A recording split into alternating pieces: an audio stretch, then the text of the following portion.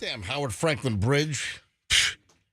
Man, I thought I was hit with like a .22 caliber bullet this morning on the way in. I got a nasty rock chip. I mean, just as I was getting across to the like land side here on the Pinella side, just and it was I took a picture. I just posted it on my Instagram. Son of a, I already have two rock chips in the last probably 7 months, 8 months. And they were manageable chips, and they didn't spider. You know, they didn't like spider out. They were just nicks, and I've got two of them in the windshield, and it just didn't need to be replaced right away. And then this morning, literally 25 minutes ago, and it whacked it right on the edge on the driver's side, about eye level, driver's side, right on the edge. And there's just that nasty hit where the rock hit, and then it immediately spidered out to the right. And there's already like a 6-inch, 7-inch. Oh, yeah. Look, you're going to have to get that taken care of soon. Take a look at my Instagram. Look at this. That's Son of a bitch. You know, I just put the picture. If you want to see it, it's on my Instagram. And it's Certified MJ Radio. I just posted this thing. And I got a decent shot, in the dark with the flash. It's still a decent shot. And you can see it's just nasty. Nasty. I said it's nasty. See, I've known this for a while. I refuse to get my windshield changed until all this construction is done, because I've gone through like 3 windshields in the last 2.5 years making this drive. I think the windshield on my vehicle is like $2,000 or $2,500.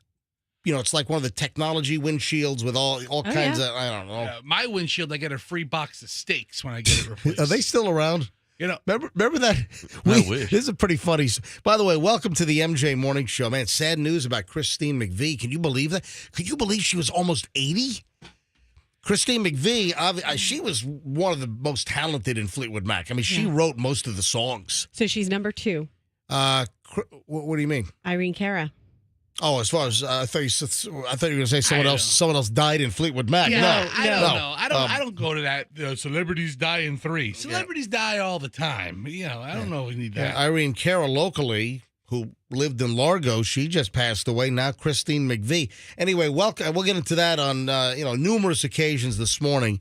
You got the MJ Morning Show, MJ with the crew here, and what was I saying? You were talking about the window. I have to tell you. So I had the same thing happen to mine, and then I had a tire problem the other week. I had something stuck in my tire. Yeah. Got a flat tire. Mm-hmm. I only drive in the dark on this side coming south on the Howard Franklin. Yep. But a week ago, I drove in the daylight. There's so much debris and piles of just junk along the side of the road. So that's what's flying into our cars. I'm sending my bill to the construction company that's doing the new bridge construction, because the bridge is just, the amount of crap that's on the bridge, the stuff flying around. Yeah, it's a construction zone. I know that, but it just sucks. So I've had 2 chips already this year, and you hear them. It's like you hear when they hit, and then the minute you hear your windshield get then you immediately start looking for, where's the chip? Where's the chip? Did it chip?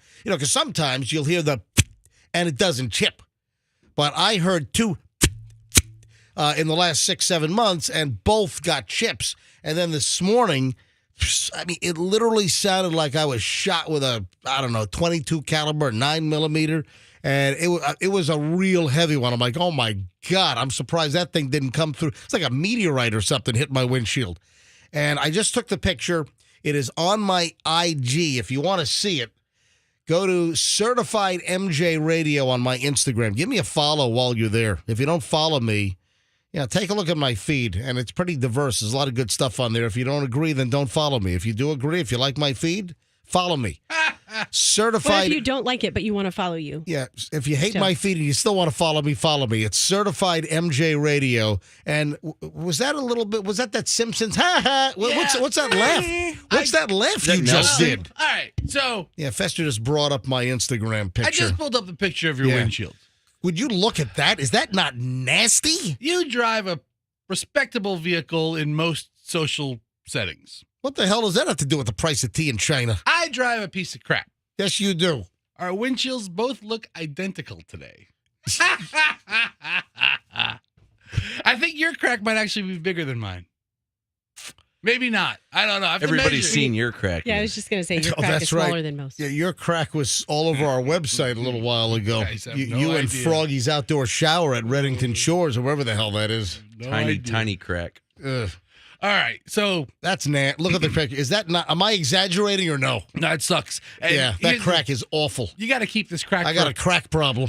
Say no to crack. I got a big crack problem. Do we have Whitney Houston with "Crack is Whack"? Yeah, I'm sure we do. That's old school. That's old school stuff, Andrew. I don't know if you can find it in the system. No, we absolutely do. In fact, it might have even be on my board here. Keep talking. I'll look. No, MJ, listen. This windshield. I mean. First of all, windshields aren't free. People think, oh, we live in the state of Florida. You just call your insurance company. Well, I believe that it's a claim. The insurance company pays for it. And if I'm not mistaken, it is not supposed to go against you. So you're not supposed to be nicked, no pun intended. You're not supposed to be penalized or penalized if you make a windshield claim. At least that was my understanding years ago. I don't know what the story. Hey, if anyone knows. It's a claim. And then when you redo your insurance every 6 months or every year or whatever your policy is, you have a windshield claim against your Right. Do they policy. jack you up? Then they change the terms of your policy. You know what? I want to grab some calls on this in just a second. Let me take the break now. Let me take the quick break. And then if you don't mind, we got to do some commercials. We'll play maybe one song here. So I want to grab some calls in the next segment about windshields and does it go? If anyone is in the insurance business, I had always heard that it doesn't go against you, that they won't raise your rates if you make a windshield claim, and that was like Florida law. And all right, hold on. I want to explore this a little further in just a second. But take a look at my windshield. My God, it sucks. And Michelle's going to yell at me. All right, back in a second. MJ Morning Show on Q105. Here's Pat and Trav.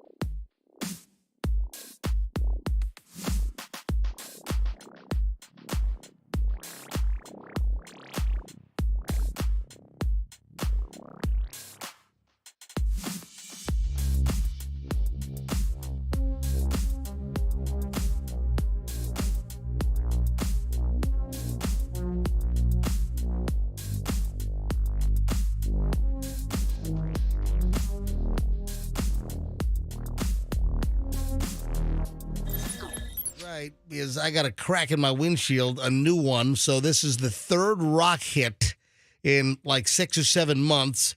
And I've just let the little chips stay. But this morning on the way into the office, on the way into the office this morning, folks, a nasty whack. Crack is whack. So, and it spited immediately. And I asked listeners, hey, you want to phone in? You want to give me some information here? I'd always thought, and I remember when I had my windshield replaced last time, a couple of years back, I remember I didn't get a bill. It did get paid for by the insurance company. So the glass place, we used, hey, Mike's Auto Glass. I guess I'm coming to see you again. They do a great job. You know, you've heard of Mike's Auto Glass, right, Fester? Yeah. Yeah, they do a really good job. So I'll be back there again. And, I never saw a bill for Mike's Auto Glass. They dealt directly with my insurance company. But my question is, I had always heard when you got a rock chip and you had to have a windshield replaced, it's done by your insurance. And I had always heard that you don't get nicked on your insurance policy, that you don't get a rate increase because of a windshield claim. I thought it was like Florida law. Is that right, or am I just giving out erroneous information? I think that's what people want to believe, but I think it's an actual claim against your policy. No, it's obviously a claim. Thank you, Einstein. But then when you redo, how long is your insurance contract, your term? A year. I go for a year. Then when they look at you again in a year, they're like, oh, this guy likes to crack his windshield. That's the question. I had always heard that Florida law prevented the insurance companies from holding windshield crack claims against you, and that it had to be covered, and it was not a dent against your policy where you'd get a rate increase. And what I want to know, is that true or false? If anyone knows, I'd love to hear from me, because I just got a nasty crack on the windshield on the way in on the Howard Franklin Bridge this morning, which, man, it's a war zone on the Howard Franklin Bridge. All right, 800-990-1047. If you're listening now and you can, give us some, if you know, or if maybe you're in the insurance business. Do you work for an insurance company? We need to talk to a broker or something, or somebody. If you're in the insurance biz and 800-990-1047, 800-990-1047. What's the real deal with rock chips and windshield replacements when it comes to the insurance company? All right, let me grab. There's Mary in line 2. All right, who's on line 2? Hi, good morning. Who's this? This is Mary. Hey, Mary. Welcome to the MJ Morning Show. Where are you calling from, Mary? Odessa, Florida, obviously. Odessa. Odessa, Florida. We've had callers from Odessa, Texas before, so that's why we were asking. Yeah. Oh, okay. Well, I'm in Florida. Or ancient mythology. Hi. Good morning. So, Mary, do you know about chips and cracks and insurance stuff? I can tell you my recent experience. About 3 months ago, I have 4 cars and pay about over $800 a month for insurance. So we were trying to find somebody better. And we got denied by Progressive, State Farm, all of them, the gamut. And so finally... Hold on. Why did you get turned down by Progressive, State Farm, Geico? Why did they all turn you down? We have Geico, but we got turned down. And I finally asked the one guy that on the phone, and he said, you have too many claims. And I said, what are you talking about? We don't, knock on wood, we don't have any accident claims. He goes, you have windshield claims. You've had 5 in the past 2 years. And I thought they didn't go against us. He said, you don't get a rate increase. He goes, but we will not, it dings you in terms of, getting insurance with someone else because it's considered a claim. Yeah. That's what we were told. All right. Well, that makes sense. So you don't get a rate increase, but other insurance companies will see the claim and think that you're just a windshield high-risk customer that we don't want. Yeah, because you can do so much about that, right? You can, swerve and avoid the rock hitting your windshield. It's a claim's a claim. And we only had 2 claims that were, 2 of them were just chips that were starting to spread. The other 3 were, actual cracks that happened from chips and went across our windshield, and they didn't care. All right, so you finally... Did you stay with your old insurance company, or you went to Geico? No, I'm with Geico. Oh, so you were with Geico. You were shopping around to try to get better rates than Geico. Yes, because I thought Geico could save you up to 15% on your car insurance. Yeah, for somebody who likes to do an insurance claim on her windshield every 4 months, they're doing a pretty good job. Now, why the hell do you have 4 cars? Do you have like a bunch of kids? I have 2 kids, me and my husband. Yeah, and of course my husband and my daughter, they have to drive Challengers, so that rakes it up right there. They have to drive Dodge Challengers? Yes. With with the big Hemi engine? No. They're basic. They're Okay. basic, but still, All right. And then my daughter's under the age of 25, so right there is All right, so you're paying $800 a month, so you're paying $9,600 a year for car insurance?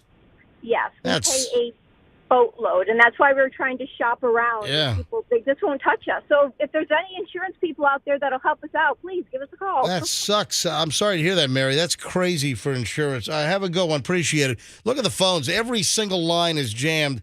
And if you're just tuning in this morning, MJ here, and I took a nasty rock hit on the Howard Franklin, and I already have 2 other chips over the past year, and I just let those slide because I figured it's just inevitable. I'm going to get another one. I took like a 22 caliber bullet hit to my windshield, and immediately I've got like a 10 inch split across the windshield. So the windshield's got to be replaced now. Hey, Debbie's in Carrollwood. Hey, Debbie, welcome to the MJ Morning Show. Hi. Good morning. How are you? Doing well. Go ahead. So I work for Glass Doctor. Gotcha. And what can you tell me? Okay. So in the state of Florida, it is a state law. It's actually illegal to drive with a damaged windshield. It's a traffic violation. Yeah, I know that. Right. So your insurance company, as long as you have comprehensive coverage. I do. Okay. Listen, I had the windshield replaced. We had the windshield replaced about 2 years ago because Michelle was driving across the George Washington Bridge up in New York. I think it happened right when we crossed the Jersey line, and some bolt fell off the top of the George Washington Bridge and hit Michelle's windshield on her X5 and smashed the windshield. So we came back down here to Florida and we had it replaced. So, all right, so go ahead. I'm still listening to you.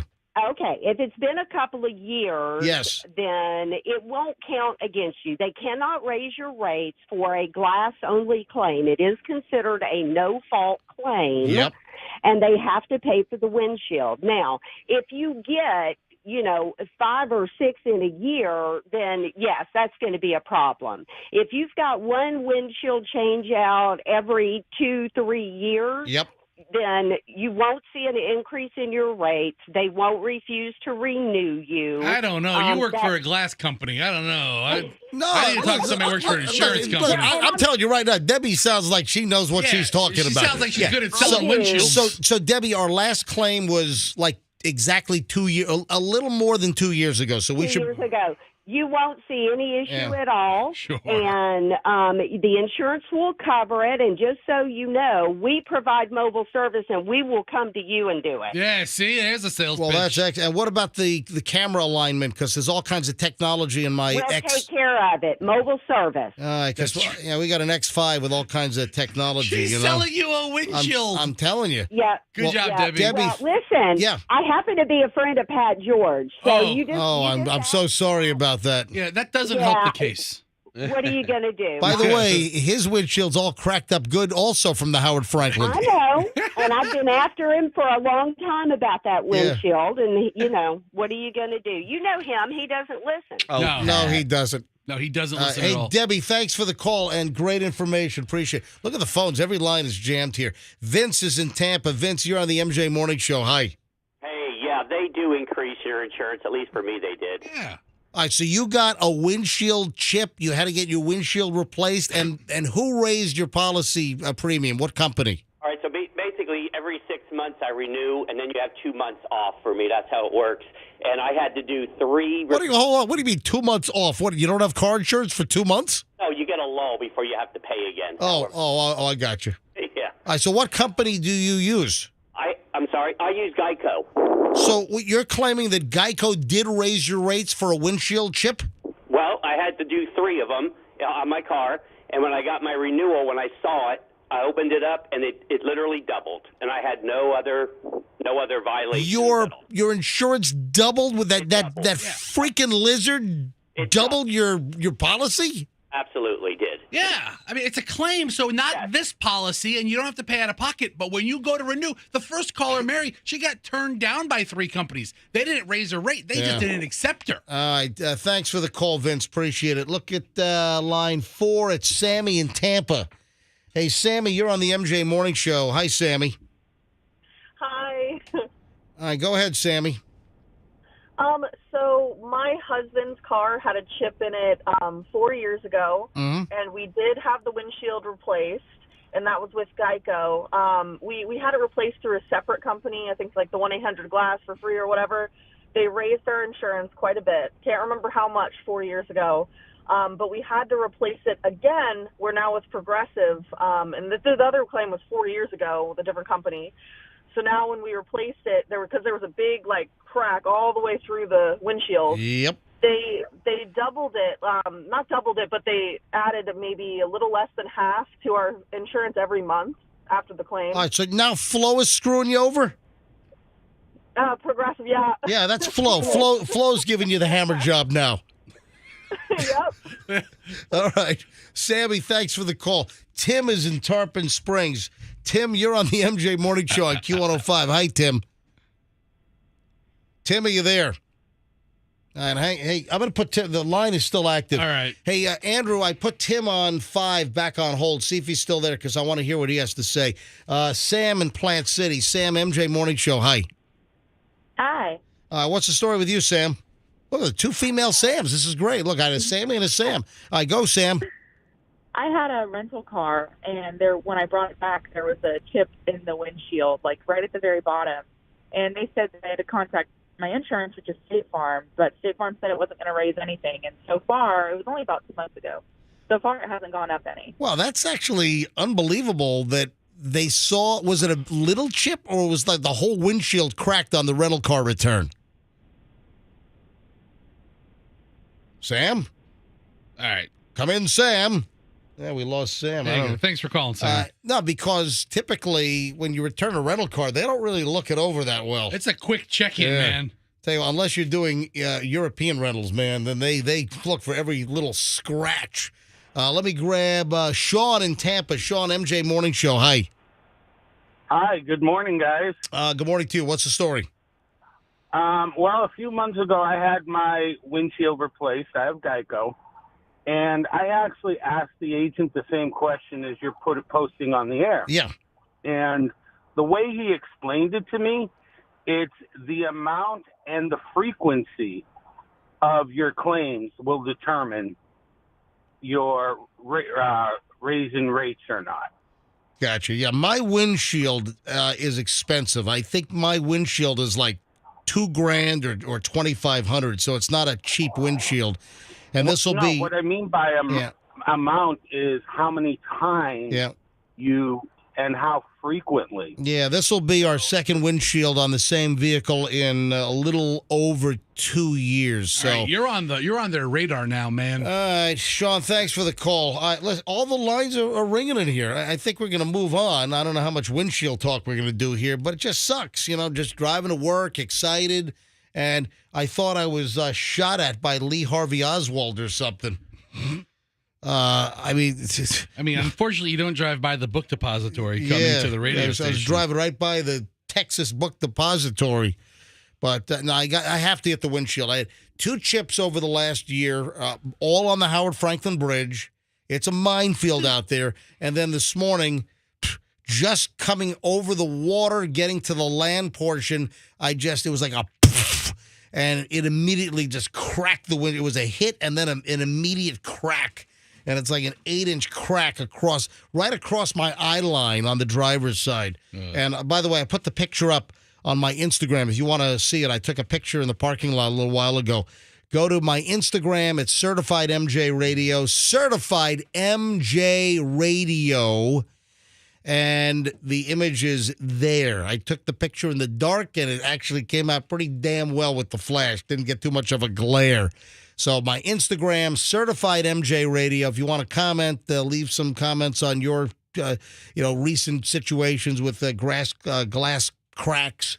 And we did find the Whitney Houston sound effect. Crack is whack. That's right. I got another crack is whack. Crack is whack. I'm on crack this morning. Crack is whack. I had a big old dose of crack. Crack is whack. On the Howard Franklin Bridge. Crack is whack. Thanks, Whitney.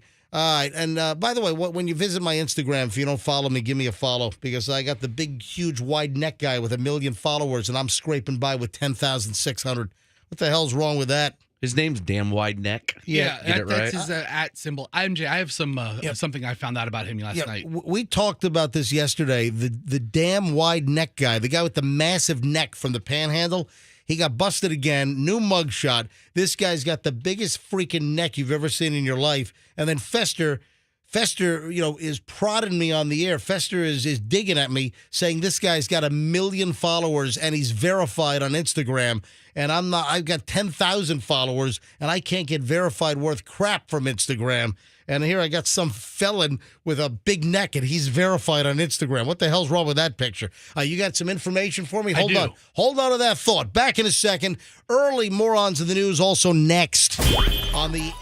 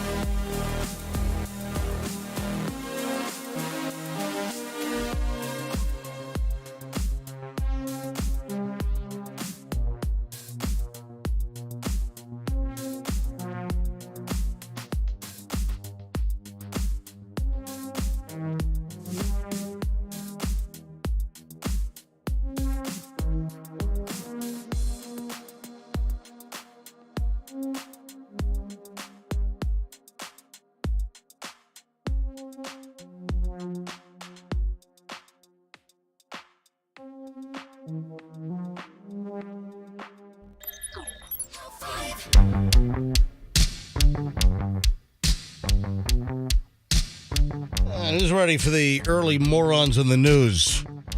Ladies and gentlemen, a spectacular pile of morons awaits in just a matter of moments here. First though, Fessy, you had one other thing you wanted to bring up, and I said, hang on, wait until we get back from the break. Yes. So you mentioned long neck guy. And no, I mentioned wide neck guy. I'm sorry. Wide neck guy. Dude, you're distracted. Well, there's two kinds of necks here. But constantly. All right, go ahead. Two kinds of necks. Yes. Wide necks and long necks. Right. Jennifer Haney, loyal MJ Morning Show listener, sends us last night via our Facebook Messenger the meeting of the neck freaks. We were talking about wide neck guy, and this guy from the Panhandle is back in the news again. He made news some years ago because his mugshot was posted. It went viral because this guy has the widest freaking neck you've ever seen in your life, and now he's back. What's the guy's name? Do you have it in the story? So wide neck guy is Charles Dion McDowell. Yes. And wide neck guy met a guy by the name of, scroll all the way, David Samuelson Jr. is from Flint, Michigan. And this guy has this crazy, like giraffe-like long neck. And I guess long neck and wide neck met back in 2018. Yes, so the two of them, both of them have been the subject of memes. Right. And pretty ruthless memes.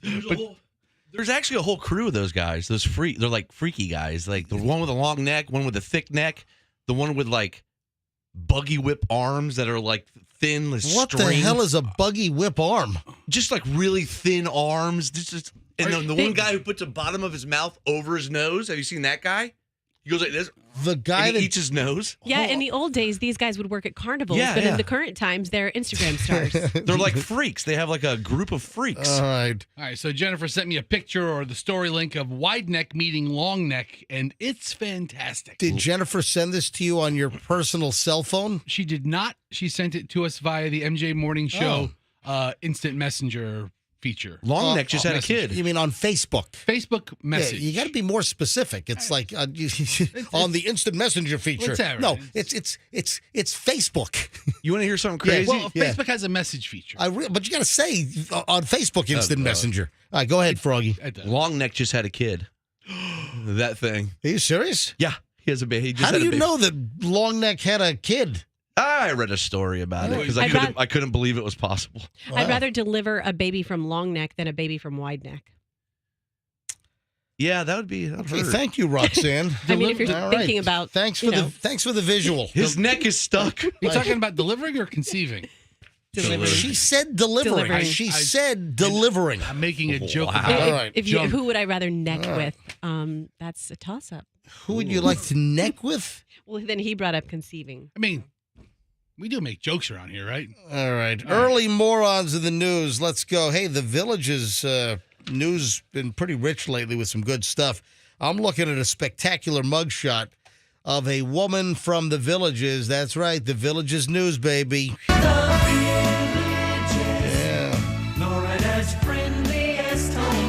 Yeah, here's a woman, Patricia Sally Schwert. Schwerdt,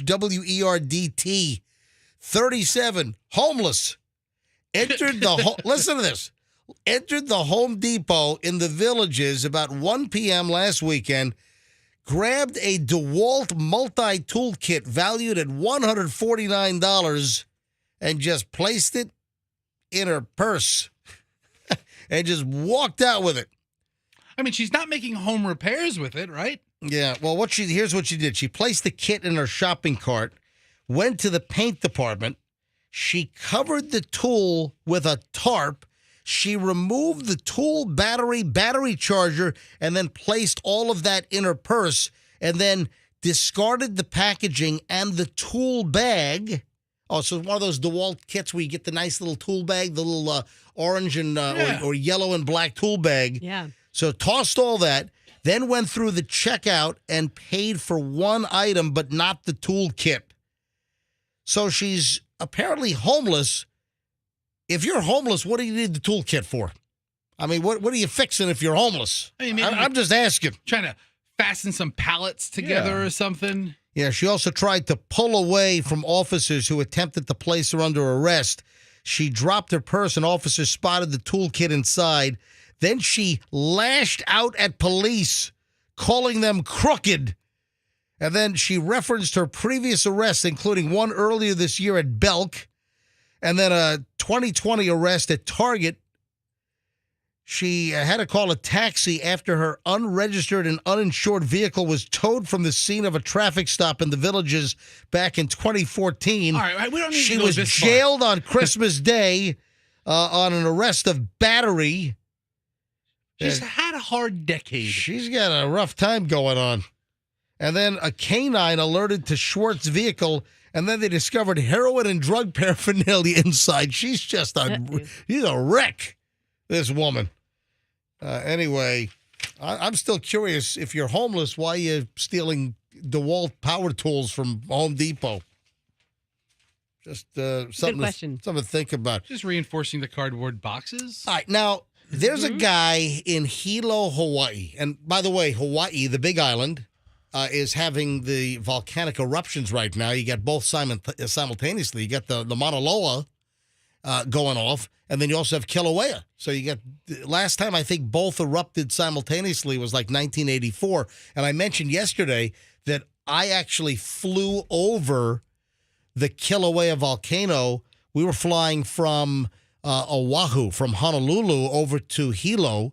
It was just after I graduated from high school. It was the summer of 1984, and I was working for my dad's friend's video company called Video Image Productions in Chesapeake, Virginia, and we had gotten a contract to shoot a whole series of videos for the Department of Defense. Hey, Army, did you know? So we had to go shoot at multiple military installations in Hawaii for this whole Department of Defense informational video series, and I was part of the video crew that flew to Hawaii.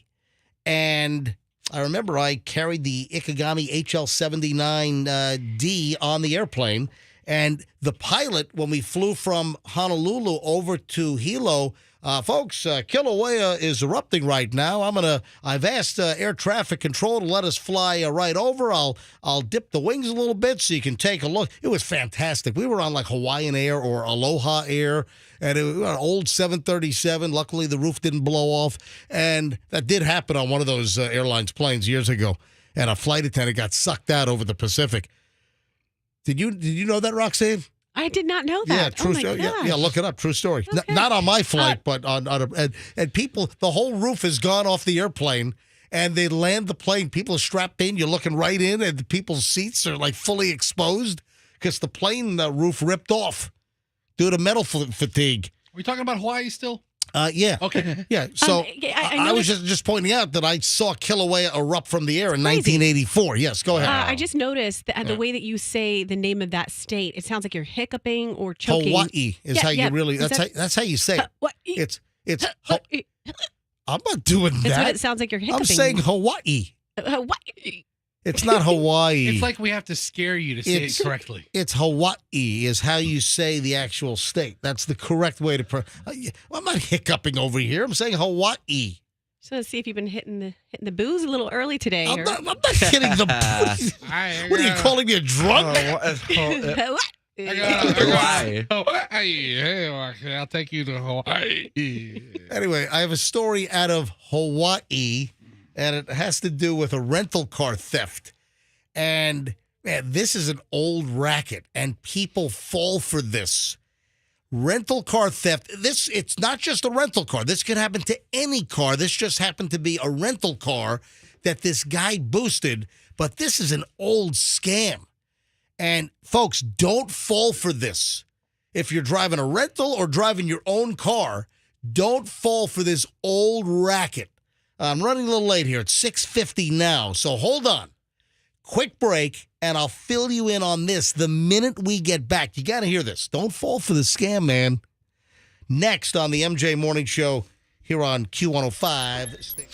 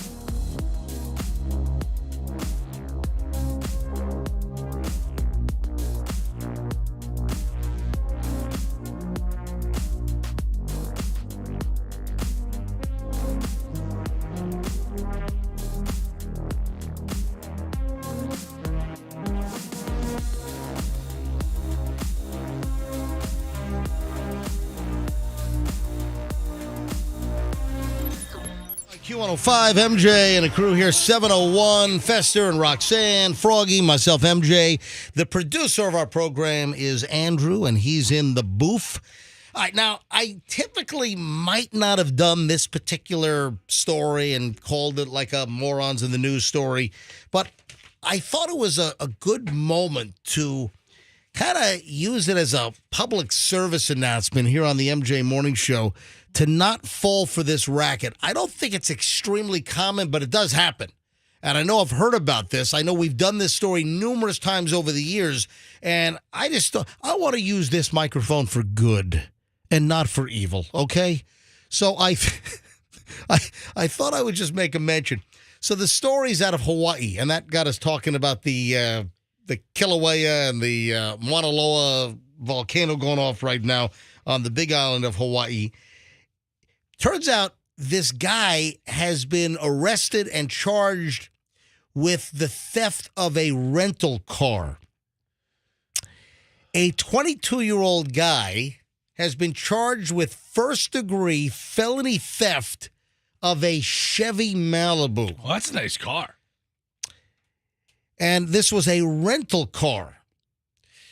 What did the guy do? He posed as the valet attendant at a hotel on Banyan Drive. And a guest pulls up thinking that it was the valet, just hands the keys to the guy. The guy gets in the car and boom. Fake valet, baby. You know, this happens. And it does. I can't remember whether it was during our return or whether I had read this a few years back or what the story was, but there was I think it might have been in Miami, and someone pulls up to some fancy schmancy South Beach place. You know, the valet's out front. Guy pulls up with like a Ferrari or a Lambo or something, hands the keys to who he thought was the valet. Nope. Isn't that from a movie? Nope. Hey, listen, it might be in a movie. Well, you're thinking like Ferris Bueller's Day Off, where he drops the Ferrari off at the shop in Chicago. Yeah, but those guys actually were valets. That was a parking garage. Well, that's what I'm saying. I'm trying to delineate what Froggy's thinking. That was a parking garage, and they took the old Ferrari out for a joyride. But to steal it, that's another level. Hello, you fool. I love you. Come and join the joyride. I borrowed a car from a friend when I was at a Super Bowl one year, and he had this big Suburban that he had, and he's like, Roxanne, take it for the week. Have just bring it back by Friday. Mm-hmm. So I dropped it back off at his hotel on Friday, and he calls me Sunday morning, and he's like, hey. Where's the car? Where's the car? Oh, no. And the valet took it and just had fun with it. They found it like somewhere on the hotel property, but it was trashed, and they just taken it and So had fun. you didn't hand it to a real valet? No, There's no real valet that's going to take your car and trash it on a joyride. No, I gave it to a real valet. Then what happened to the car then? Because they stole it. They were, well, it was a real valet. Where was this? This was in Houston when the Super Bowl. No, wait, Dallas. The Super Bowl was in Dallas. Yeah. So, MJ. Well, yeah. I've seen valet stands where I could take any key there. I've seen those as well. You know, they're going to get another car, and then all the keys are like in a little box right behind the podium, like or whatever that is. $1 million worth of cars. They got like the valet lectern. Yeah, they have it right in the open too. They have the valet presidential seal up front. So yeah, I mean, a lot of times they have the keys right there, and yeah, you can probably grab them. But don't fall for the fake valet guy. I mean, you pull up. I mean, think about this. You're really trusting something. You pull up to a place, and how do you know if it really is the valet? Yeah. I mean, if you're a bad guy, you want to grab a car, you wait for the valet to go retrieve another car pulls up. Hey, welcome to the hotel, flippity flap. And then boom, they're gone with your car. They're out of there. I've gone to plenty of valet stands where there's nobody there. You're waiting for a little while for somebody to come. That's crazy. Well, guy stole a car. His bail set at $70,000. 22-year-old Shason Sabino ripped off a Chevy Malibu that was being dropped off at the valet stand at the hotel. The only problem is he was not the valet guy. I'm going to take my shot stealing a rental car. I'm going to go nicer than a Malibu. You better go to a nice restaurant or a nice rental place. The guy just needed a car. I think it was just whatever just popped up. Hey, If you're trying to outrun the cops, do you think that a Toyota Corolla is the vehicle to do it in? No, actually, I think a Chevy Malibu would be the vehicle. It's souped up. Another story out of the Villages here.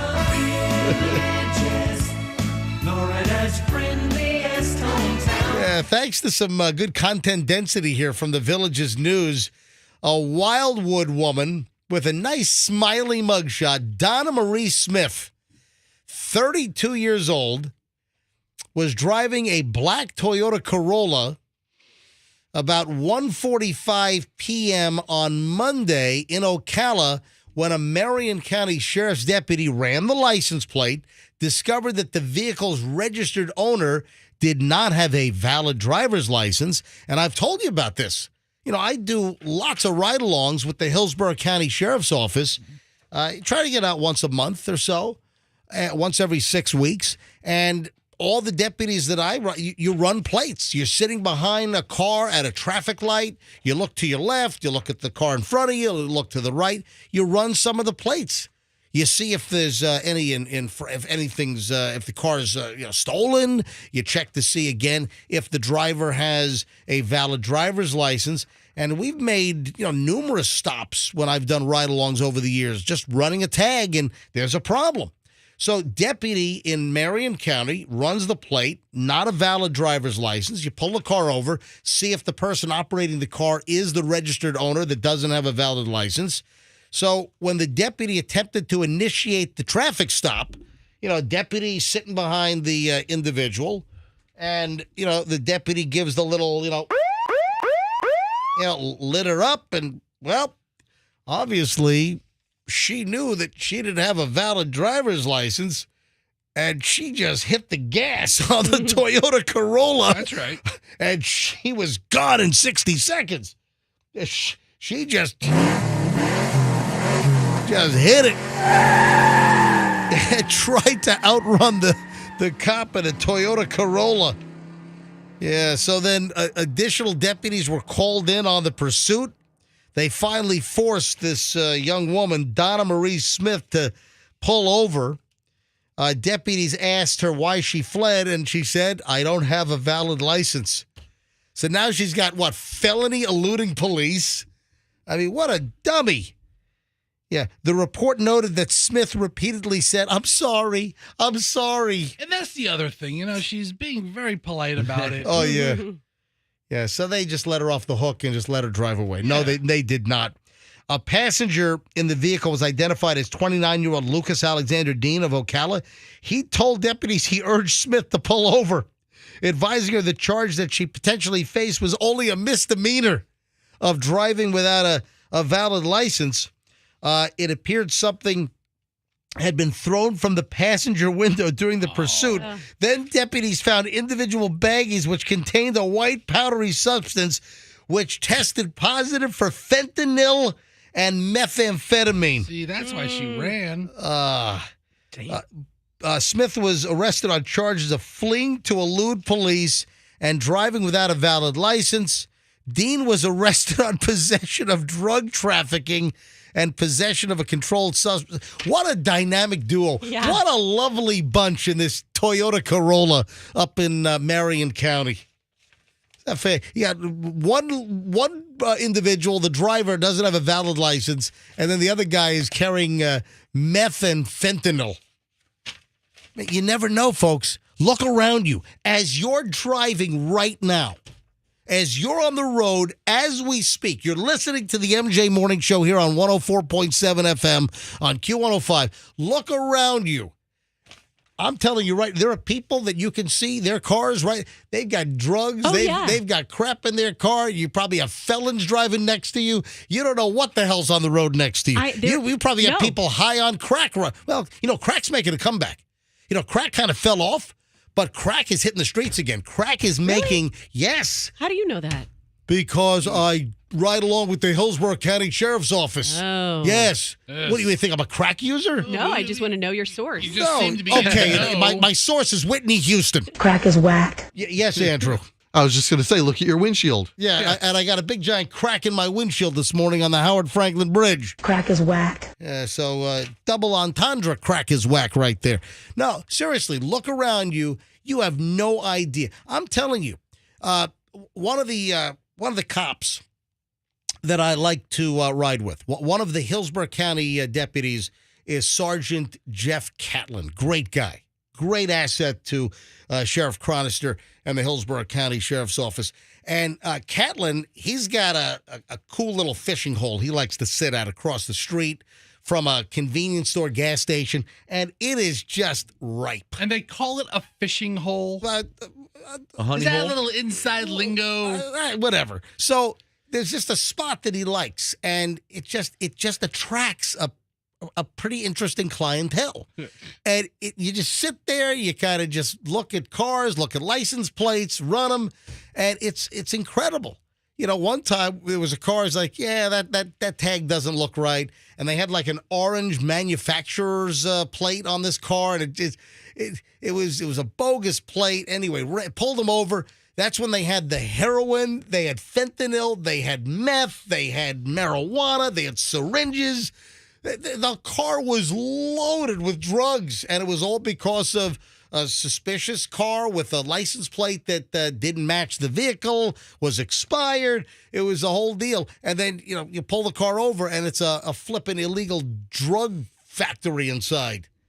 So, I mean, you never know. Look at the cars around you, and you're probably driving next to some really seedy, shady people, or just filling up to somebody at the gas station. That's right. You pull into the Amoco. You know, Amoco's coming back. Have you seen that? They're rebranding all the old BPs as Amocos again. Amoco's coming back. Yeah. Crack's coming back. What is this? The 90s? Is it the double AMCO? I'm telling you, it's no. That's Amco. That's okay. Amoco. I got him confused. No. Amoco is the gas. Amco is the transmission, dummy. Oh, dummy. Wow. Got to go so hard. I'm sorry. I apologize for being rough on you.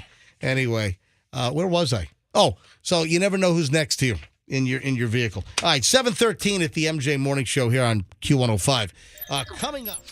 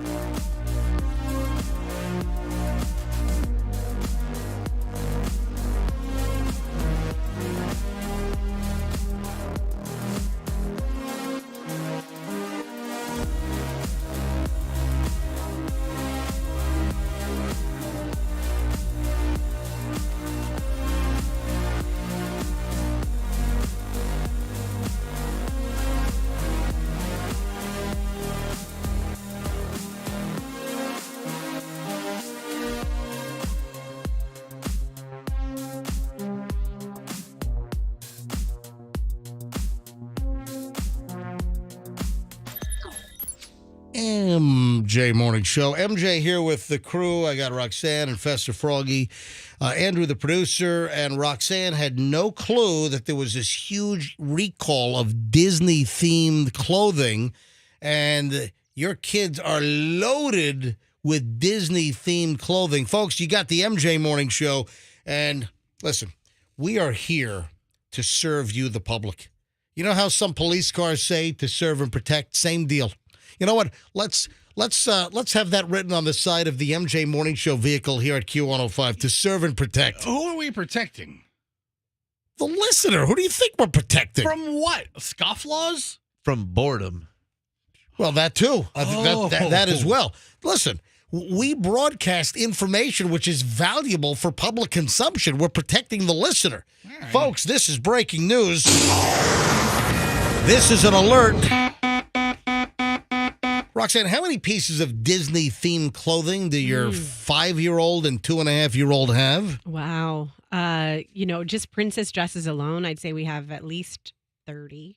Jeez. Oh, those are the ones that you flipped out and you threw in your swimming pool because you had a fight with your 4-year-old, right? Yes, I did. At the time, she was 4, correct? Yeah, I did. Yep. And you flipped out and you took all of her princess dresses and you drowned them in your pool in your backyard. I did. Not her proudest mommy moment. Or was it? Because it left a big impression. It's a very stable mommy thing to do. And so anyways, so did you have to get like the long pool strainer pole to get the dresses out of the bottom of the pool? No, I jumped in and did it myself. You did? Yeah. I jumped in and pulled them out. Did you put a bathing suit on or did you do it? I jumped into my clothes. Right. No, did you really? Yeah. Did the chlorine affect the dresses? It's salt water. So hold on, you have a saltwater pool? Yeah. Because I have eczema, so I don't like chlorine touching my skin. All right, so not like the ocean salt water. You know that, right? So you have you don't have chlorine. You've got the system that uses the salt, yes. but it's not like you're swimming in the ocean. No, it's a saltwater. It's saline. Is that what it's called? It's not a chlorine pool. No, you're but not. I still think they still have to have a little bit of chlorine in there. No, you're not using like the typical chlorine. You have the electronic device which uses I don't know what the description is. My pool guy, the great crab man, could probably tell us what the hell I'm talking about. Yeah. All right, but it's not like ocean water in your pool. No, you can't float. Put it this way: I can float a lot better in the ocean than I can in my pool. But I've been like at some hotels like years ago. Like when I was a kid, there were some hotels that had like actual like saltwater ocean water in their pool. Okay, yeah, it's called a cruise. And don't some an aquarium. But some cruise ships do that too, don't they? I think all cruise ships do that. But yeah, the salt system she has, it's a cleaning system. Okay, yeah. All right. Now, Roxanne, your kids have a lot of Disney themed clothing. Well, here's my mom, their grandma has a ton of stuff at her house so that they can play dress up in it when they go over there. Oh, great. Yeah, all right. You've got to be more specific when you say Disney themed. I'm doing it right now. 87,000 Disney themed pieces of children's clothing have been recalled after the textile ink that was used to print the items has excessive levels of lead. I'm guessing these things were probably made in China, is what I'm guessing. The toxic chemical was found on 9 kid-friendly designs that were distributed by the Bentex Group to stores nationwide like TJ Maxx, DD's, Ross, Burlington. So generally the discount retailers. Army and Air Force Exchange Service. So would that be like the PX on the bases? Yeah. Yeah, so heads up. Oh, they were also sold through Amazon online. So, folks, this could be wide. This could be all over the country. That's what it sounds like. So 87,000 Disney pieces? According to the recall notice, the garments that presented a lead poisoning hazard, that's great. You're putting on a little Mickey Mouse or Minnie Mouse shirt and your kid's going to get poisoned with lead. If it's one of these recalled items.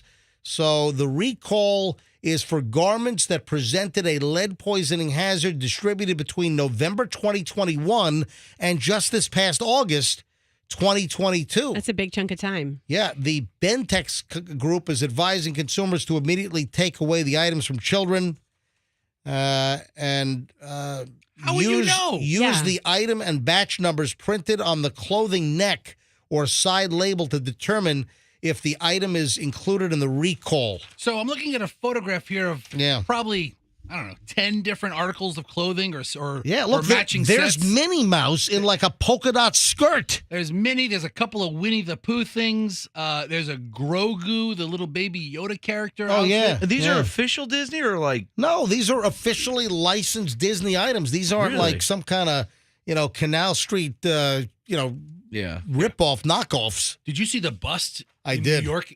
Was that on? I saw the bust. Was that on Canal Street? It must have been. I'll get into that in a second. So, Roxanne, what you got to do is you got to go just do a quick little search for Disney recalled clothing. Yeah, I'm doing it right now.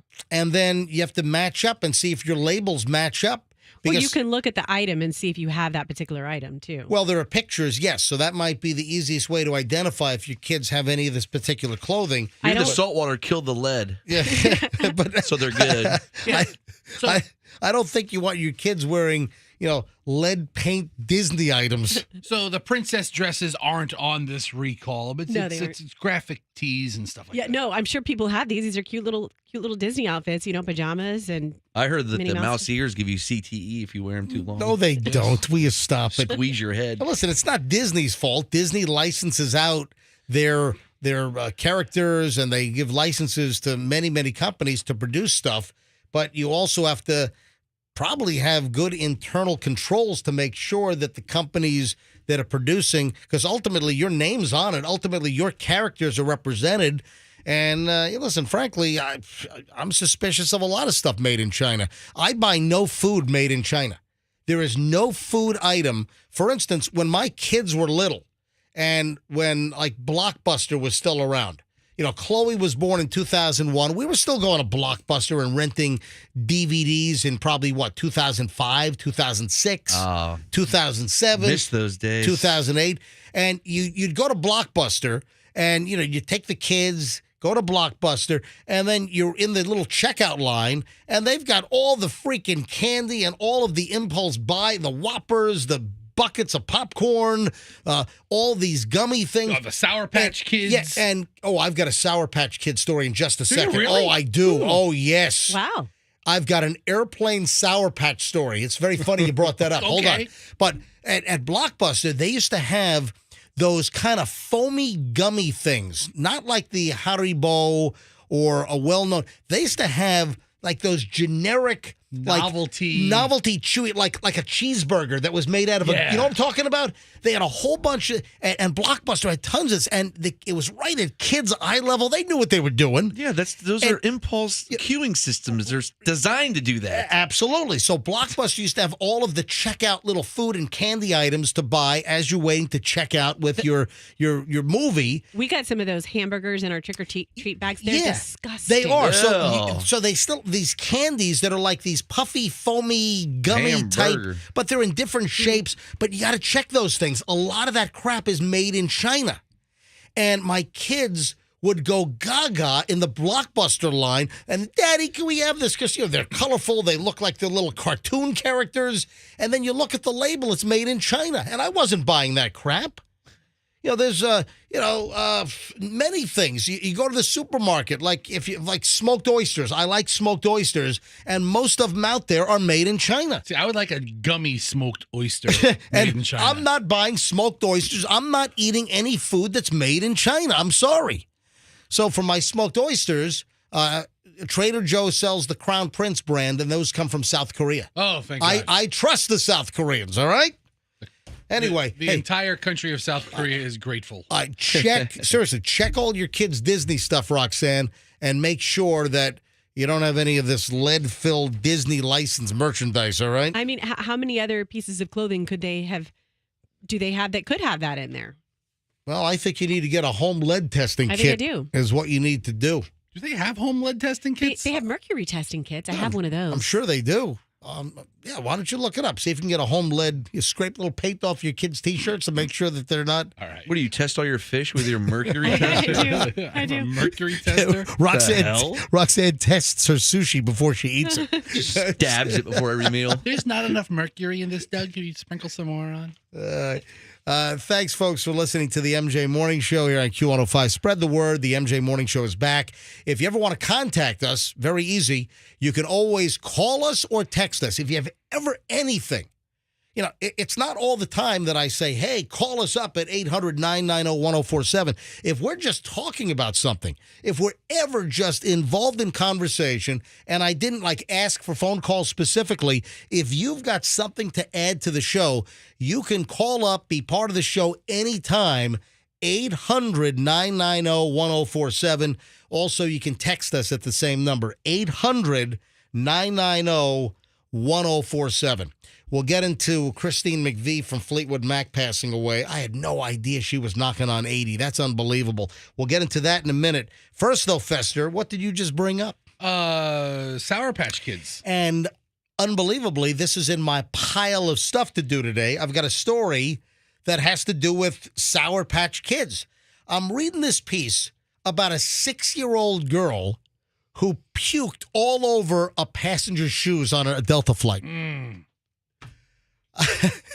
And it has to do with Sour Patch Kids. No, it's actually a very heartwarming vomit story. So, I mean, can you imagine? Mom is on an airplane with her 6-year-old daughter, and the kid suddenly goes all over these nice new shiny wingtip shoes of a passenger in their row. Wingtip shoes? Where's he going? Hey, listen to the story. The Insider had this thing. This mother says she didn't notice that her 6-year-old daughter had managed to open up a large bag of Sour Patch Kids on their Delta flight. Turns out the daughter ate the entire bag. Mom, I don't know. How are you the mother of a 6-year-old kid and you don't know your daughter plows through a big bag of Sour Patch Kids? Yeah, you might want to keep an eye on that. 45 minutes. This sounds like Roxanne. I'm sure your kids are eating all kinds of stuff. They do, but it's not like I don't see them doing it. I'm kidding. All right. So 45 minutes into a 5-hour flight, it gets bumpy. So the plane starts to pitch a little bit, shakes a little bit. They get a little bit of turbulence. And the 6-year-old's name is Dahlia, Dahlia. Mom says the kid's face turned the color of a stormy sea, and that's when it happened. In slow motion. Too fast for her to get the barf bag out of the seat pocket in front of her. That's awful. Dahlia pitched forward and heaved a sludge of Sour Patch candy bits and sticky liquid onto our neighbor's pristine brown leather wingtip shoes on the Delta flight. Oh, my God, she said. She said she wasn't sure what to do first. The plane was still lurching around. The man, while the plane is still shaking, the guy wrestled open his seatbelt, staggered off to the bathroom, and she's trying to tend to her daughter who's puking up all over the place. The guy's shoes were like a direct hit. And then she's on her hands and knees mopping up bits of vomit and probably got in his shoes and Sour Patch pieces in the aisle on the floor. So Mom's trying to pop this thing, or clean this mess up here. Wow. And the guy comes back, and his wingtips were buffed to perfection. The wingtips came back looking brand new. Mom's still cleaning up bits and pieces of puke on the floor of the Delta flight, and Mom thought the guy was going to be pissed. What, was he grateful because his shoes never looked better? Mom thought you've heard of a spit shine. This was a puke shine. All right. So Mom thought the guy was going to be pissed. Instead, the guy was smiling as nice as can be. And there were tears in his eyes. Aww. The man that just had his new wingtips vomited on was tearing up. Anyway, he explained that his daughter was Dahlia's age when she became sick, and she passed away from complications from cancer when she was 7. All right. Okay. Okay. And the guy was just a nice guy and just what Fester? I quit. What? I quit. I quit. Here we are making vomit Sour Patch Kid jokes, and you kind of cold cock me to the you roundhouse kick me to the head with a dead kid. Come on, man. I'm telling a real story here. You're talking about regurgitated little gremlin Sour Patch I should Kids. leave pieces of the story out. You're sitting here laughing. You should tell the important pieces at the beginning so we have the right tone for it. You're saying how great his shoes look. This is wingtip shoes. I think you're going down the avenue of how vomit is the secret shoe buffer. No, dude, this is how the story developed in real life. I'm telling the story. I don't need every real life story. Let's start with the guy's perspective. The guy's traveling. He lost his seven-year-old child. When the punchline is, I lost my kid to cancer. Listen, the guy was nice. Other individuals might scream and yell and be pissed beyond description. Yeah, but he's been through the ultimate tragedy in life, so he has a better perspective Roxanne, about what not to even stop feeding get too MJ. upset about. That did I upset you guys? I think you upset the world. How did I upset? I'm sorry. I'm telling a real story. You took us on a roller coaster ride, and the roller coaster spit us out into You played vomit sound effects. Fester, you brought up Sour. You started the whole thing. Did I? You brought up Sour Patch Kids.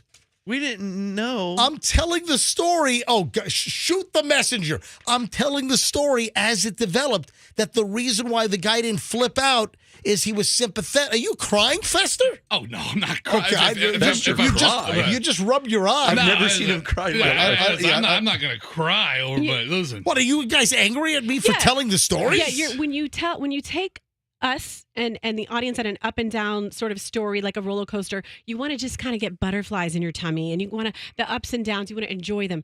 And you basically took us up and then you took us down and spit us into a trash dumpster of sadness and tragedy. What? You know what? As convoluted as that was, she's right. Wait a minute. Let's go to phones on this. No. You don't think just what? You want me to move on? I don't want to go to I don't want to go to the dead 7-year-old phones. Come on, guys. Listen, why are you now? You're making a mockery of it, Fester. I make a mockery of everything. I never listen. I'm just telling the story. The reason why the guy was so. What a beautiful story. We know. Oh, yeah, it's beautiful. That's why the guy was so understanding of the 6-year-old puking up the Sour Patch Kids all over his shoes. I would imagine he would be. My prayer is that when I fly cross country with my kids, I'm sitting next to this guy, so when my son Hudson chunders all over him, he'll be like, oh, good boy. But the story is the mom thought the guy was going to flip out and yell and be pissed off. And it was the exact opposite, and there was a reason why. I'm sorry if I told a human story, a human interest story. You know, there is a lesson here. Don't let your child pig out on a bag of Sour Patch. Kind of don't leave a 6-year-old unattended with candy. But now there's an even bigger, sadder twist that kind of gets overshadowed. Are you guys angry at me? I'm telling a real story here. Look. You're editor of the show. I get it, but are you guys really pissed at me for telling the story? I'm not. I'm not kind of a downer. Yeah, I'm not happy about it. All right, he came back happy. Oh, all right. So am I supposed to do Fleetwood Mac's Christine McVie dead now at 79? It depends how you're going to do it. Was Sour Patch Kids involved? You know, let me do a buffer. Let me do a little buffer story in between. Fine. Speaking. Hold on. Phones are ringing here. I mean, you know. Hang on. Let me grab Constantine in Tampa. Constantine, hi. You're on the MJ Morning Show. Hello. Hi. Yes. Can I help you, Constantine? This is the MJ Morning Show Customer Service Department. I just want to say that the story that you were telling was absolutely disgusting. What was disgusting? Just like throwing up and everything. All right, well, are you missing the dead kid part? I mean, Constantine, Fester, why are you being so flippant about that? Why? Well, you're making it worse, Fester. I am pointing out facts. All right, thanks for the thanks, Chrissy. Constantine, you got Marilyn. Hi, Marilyn. You're on the MJ Morning Show. Hi. Yeah, hold on a second. I'll pick up my phone. All right. Okay. We got time. Can we do all this before we get on the air, Marilyn? Thank you. Hello? Sorry, I tried. Yes. Okay. Yes, Marilyn. It would have been a great story until you brought up the fact that the guy's kid died. Yeah. But he told the mother that he was not angry. He told the mother that he was not angry and was sympathetic and understood. Oh, God. All right. And then you bring tears to people's eyes because you said the guy had tears in his eyes. I'm like, way to start someone's day. Oh, jeez. I'm the bad guy here. I thought the puking Sour Patch Kid was a rough enough start to people's mornings, and then we... Yeah, exactly.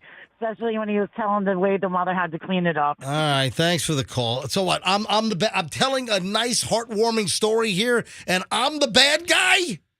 Yeah, kind of. You buried the lead. Hang on. Connie's in Tampa. Hi, Connie. You're on the MJ Morning Show. All right, MJ, I got your back because, that's awesome. That's a heartfelt story. As a mom of two boys who have had seizures, I have gone through where my son has all of a sudden had a seizure and people freak out on me.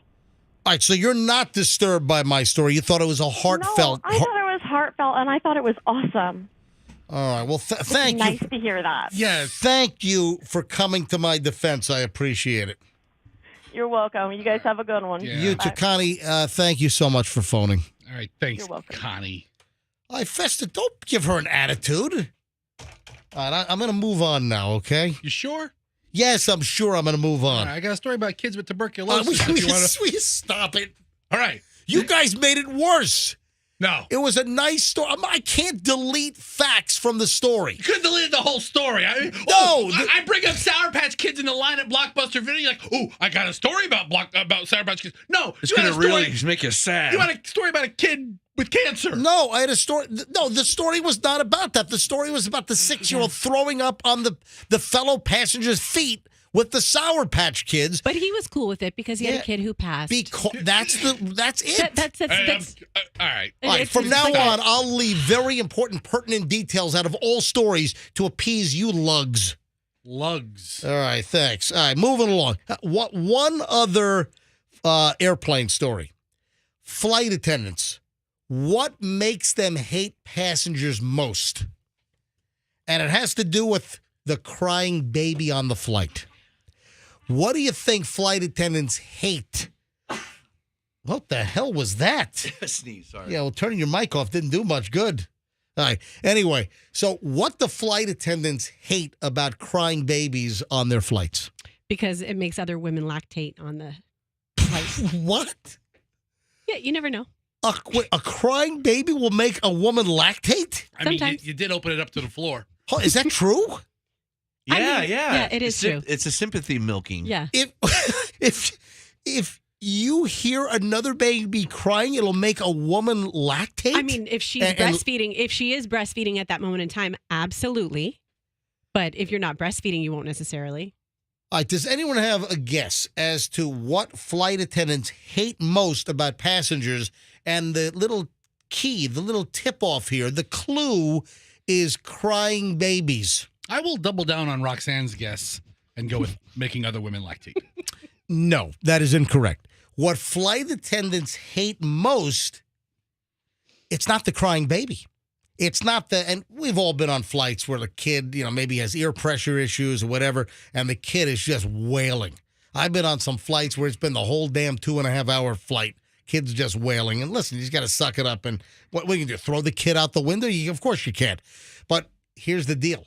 The flight attendants don't hate the crying baby. They hate the sighs and the irritation from the other passengers? Yep.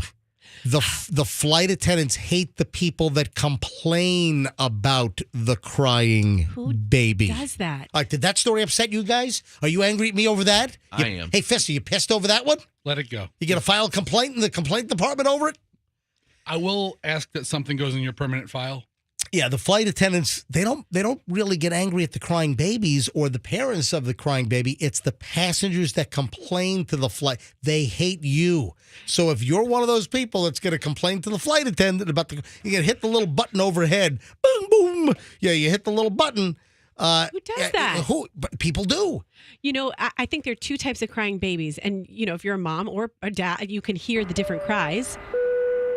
One is you can talk over the sound effect, by the way. They're in pain. You don't have to They're stop. in pain, Yep. and it's like their ears are hurting, or they're upset, or they're scared, or they're just out of sorts. And the other is the crying, like temper tantrum, misbehaving child. And the first kind, I feel terrible for the parents and terrible for the baby. But the second kind, I kind of have a little bit of Schadenfreude. Schadenfreude. Yeah, Schadenfreude. Yeah. Yeah. All right. So, listen, I'm a little out of sorts today because my windshield got cracked on the Howard Franklin Bridge this morning. That'll throw your whole day off, It I is. tell you. Yeah. So, and I bring up stories about vomit and deceased kids. I'm not wrong. No. All right. Come I on, was move on. going to get to that story anyway. All right. And Connie has it right. And I hope the bulk of the listeners also agree with Connie, who phoned in on my heartwarming story. No, before I move on. Hey, Babe Ruth struck out a lot. Don't worry about it. Now I'm striking. Just once in a while. Now I'm the strikeout king? No, once in a while. What am I? I'm the strikeout king now. I'm saying it's okay. We can go on. All right. So, yeah, this morning, that Howard Franklin Bridge, man, I have 2 rock chips over the last, 7, 8 months. Twice on the Howard Franklin Bridge,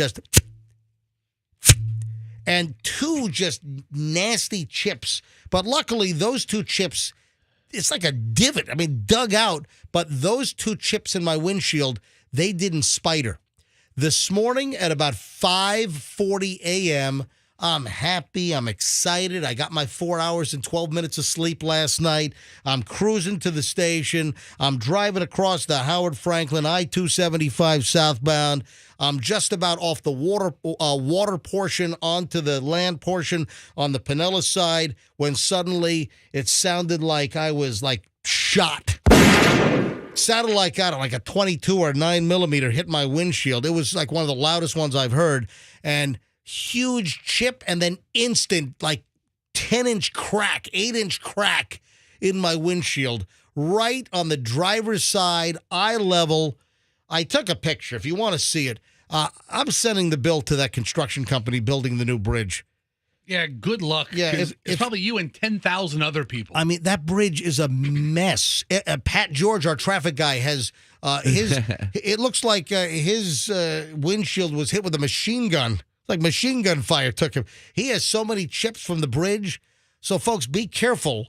So I got another windshield that's got to be replaced because this one has got a massive crack. By the way, I took a picture in the parking lot this morning. If you want to see my destroyed windshield from the Howard Franklin drive-in this morning, it's on my Instagram. Hit my IG at Certified MJ Radio if you want to see it. It's the picture in between the thong, the lady on the thong in front of us going to Thanksgiving dinner. You got to see it if you haven't seen that. Lady on a motorized bike in South Tampa. Her dress is blowing up and full cheekage with a thong right in my face while we're driving. And then the crack is I got 2 cracks. Yeah, so I got that crack and I got the crack in the windshield. And the crack in the windshield is in between the thong and the Amityville Horror House. And that whole story from yesterday. There is a theme. Yeah, look at that. All right, so give me a follow also. If you're on Instagram, give me a follow, Certified MJ Radio. Certified MJ Radio. And take a look at the pictures, the crack in my windshield this morning. And while you're there, give me a follow because I'm trying to get close to 1 million followers since I found out that the big wide neck guy has 1 million Instagram followers. That is insane. Did you follow him yesterday? Were you like 1,000,001? I don't know what the hell it was, but I'll tell you part of the reason why is I'm trying to juice up my followers because my contract here is about to expire. So I don't know if I'm gonna. I don't know if I'm gonna have the venue to like ask for followers in just a couple of weeks.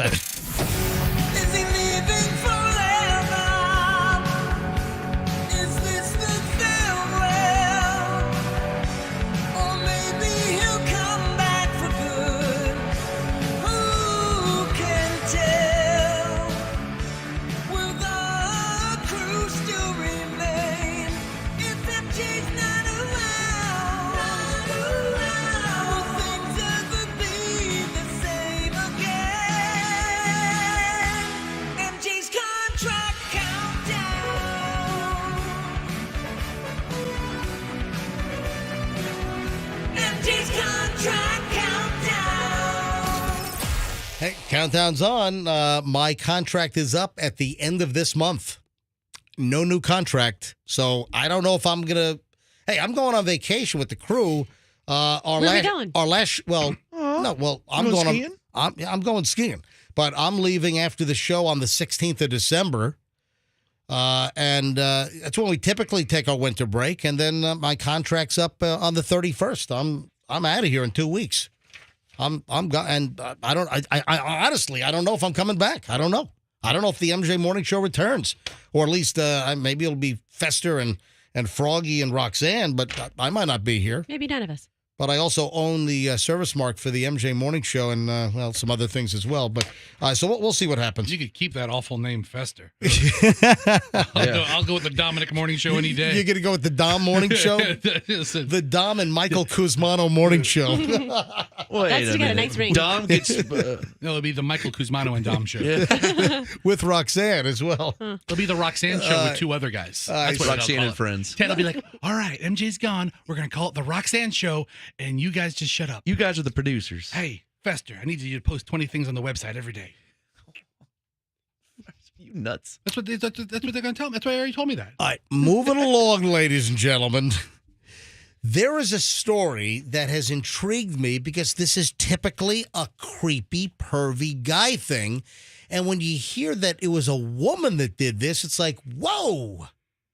All right, Fester and Roxanne, I hope this doesn't upset you, this story. Does it end with a kid dying of cancer? Will you stop it already, please? That's my barometer for things that upset me. Yeah, that's his boundary. That's my barometer for what we should and shouldn't do on the air. This is a crazy story. This is a voyeur story, and it's a woman, and it's not a creepy guy. When you think of somebody hiding hidden cameras. Oh, man. All right. What is the ratio of creeps that hide hidden cameras to catch? Can you turn the video off, please? It's distracting the hell out of me. Thank you. All right. Sorry. All right, so Fester's got the screen with MJ TV on it, and it's like I'm watching myself in 20-second delay. My God. Sorry. All right, listen to this. A wealthy Connecticut woman has gone from a socialite in Connecticut to a registered sex offender. She was hit with a 1-year prison sentence for secretly filming a minor and other people at her ritzy seaside mansion in Connecticut. This is like a 54-year-old Connecticut socialite woman who is videoing minors and other people with a hidden camera. Ick. I mean, what is it like if you have 10,000 people? Would it be like 9,999 would be men that would creepily hide a camera versus like one woman possibly? Yeah, you'd think that'd be a man. Or move. would it even be like 10,000 out of 10,000 all men? Yeah. There's some creepy ladies out there. Let's not, Wait, here's the thing. Or like the men you think could do it for some like fetish reason. Why did she do it? A wealthy Connecticut woman, Hadley Palmer, 54, will also have to spend 10 years on the sex offender registry, 20 years on probation. She took a plea deal, admitted to charges. This is crazy. The details of the case have also apparently been kept from the public, mysteriously, as the New York Post puts it. Palmer did not speak at her sentencing in Stamford Superior Court in Connecticut, other than to answer yes and no. But her lawyer called the punishment just. She's taken responsibility for her actions, according to her defense attorney, Michael Meehan, who already did 90 days behind bars. This is a very caring, loving, and sincere human being. The disgraced socialite was seen before entering court embracing and kissing an unidentified man. She cried, wiped tears before entering the courtroom. The unidentified man left court, covered his face with a hood, didn't answer questions from reporters and photographers outside asking, who he was. Now, Palmer, a mother of 4, comes from a wealthy family. And she admitted that she filmed people who were naked or in their underwear from 2017 to 2018 with the intent to arouse or satisfy the sexual desire of such person, her, Palmer, or any other person. I guess that's statute language there. Despite pleading guilty back in January to 3 counts of voyeurism and risk of injury to a minor, further details of the accusations against her remain shrouded in mystery. Palmer's case file remains sealed in a move that open government advocates call highly unusual. The Associated Press argued that Palmer's records could have been made public with the names of victims redacted or changed to fake names to protect their privacy, as is typical with Connecticut sex crime cases. But the judge opted to keep the whole thing sealed. What the hell is going on here? Well, maybe protect the victims. Well, we just said that, is that you block out the names, Right. or you change the name to John Doe, Jane Doe, whatever. Okay, just to be clear, are we talking these were minors that she was filming, right? Do we know that? We know that it was at least one minor and others that were apparently videoed without their knowledge with voyeuristic intent in their underwear and other states of undress. I mean, if she did it for 5 years and other people used the house, she has files and files of people. You know, so the whole surreptitious videoing, usually do think of a guy doing that. You don't That's think of a what woman That's doing the whole premise here. Right. That's why I'm shocked. I know. This is a 54-year-old wealthy Connecticut female socialite that was videoing people unbeknownst to them, and you typically think this is a guy thing. Right. This is like a million times out of a million. This is like a guy. Women don't do this. Okay, well, let's take a category of this and talk about the criminal behavior towards the minors, sexual behavior towards the minors. Are you going to bring up like some creepy females that you know? Yeah, not that I know personally, but that you kinda hang have out these, with? No. People in your circle? Listen. These are good friends of yours? Ones that you vacation with, possibly? Is this your best friend? Are you kidding me? Is this your Deborah sister? LaFave is who I was thinking of. All right, go ahead. I'm So sorry. you have these different categories of women doing the sort of sexual nefarious crimes, and you think of like the school teacher who hooks up with the students or whatever. Awful, horrific. I usually think of that as like the younger school teacher who has screws loose in her head, who thinks she's the same age as the kids. So what's sort of unique about this case as well, or you'll find a woman do nefarious things and she's like all whacked out on meth or something. But this seems to be like you said, that socialite who's 54 years old. But you know who she reminds me of? The same ilk is like a Ghislaine. How do you say her name? Ghislaine Maxwell. Ghislaine Maxwell, the Jeffrey Epstein enabler. Yes. But like, hey, with female teachers getting it on with younger male students, it didn't seem like that was the thing until like Deborah LaFave, and then it exploded because up until then, it seemed there was always like male teachers that were hooking up illegal. Who's the female teacher that married a kid? That was Letourneau or Mary Kay Letourneau. Yeah, exactly. She was the first, and right? yeah, she hooked up with that Vili Vishnishali. His last name was Falau. Yeah, Falau. Okay, but his first name was what I just said. Vili. Yeah, but whatever it was. Mary Kay Letourneau. Yeah, she kicked the bucket. Oh, that's right. She died. Really? Yeah. But I mean, I just thought this was a very odd story when you're looking at a woman that's a voyeur with hidden cameras, and that she did it for sexual gratification. That's a guy thing, man. I'll throw my gender under the bus every day of the week here. You just don't expect a woman to do this. Hey, unless you want to grab a call or two here. I wonder, are there women listening? Well, what are you going about? Because I mean, we only finish the sentence, and I think I know what the end of the sentence is. Why don't you complete my sentence? Rip the words out of my face, Roxanne. Go ahead. Well, I think you're asking for callers who know of women who have done these types of things. Well, you're close. And I just don't think of women doing this, and I thought maybe I'd ask for phone calls.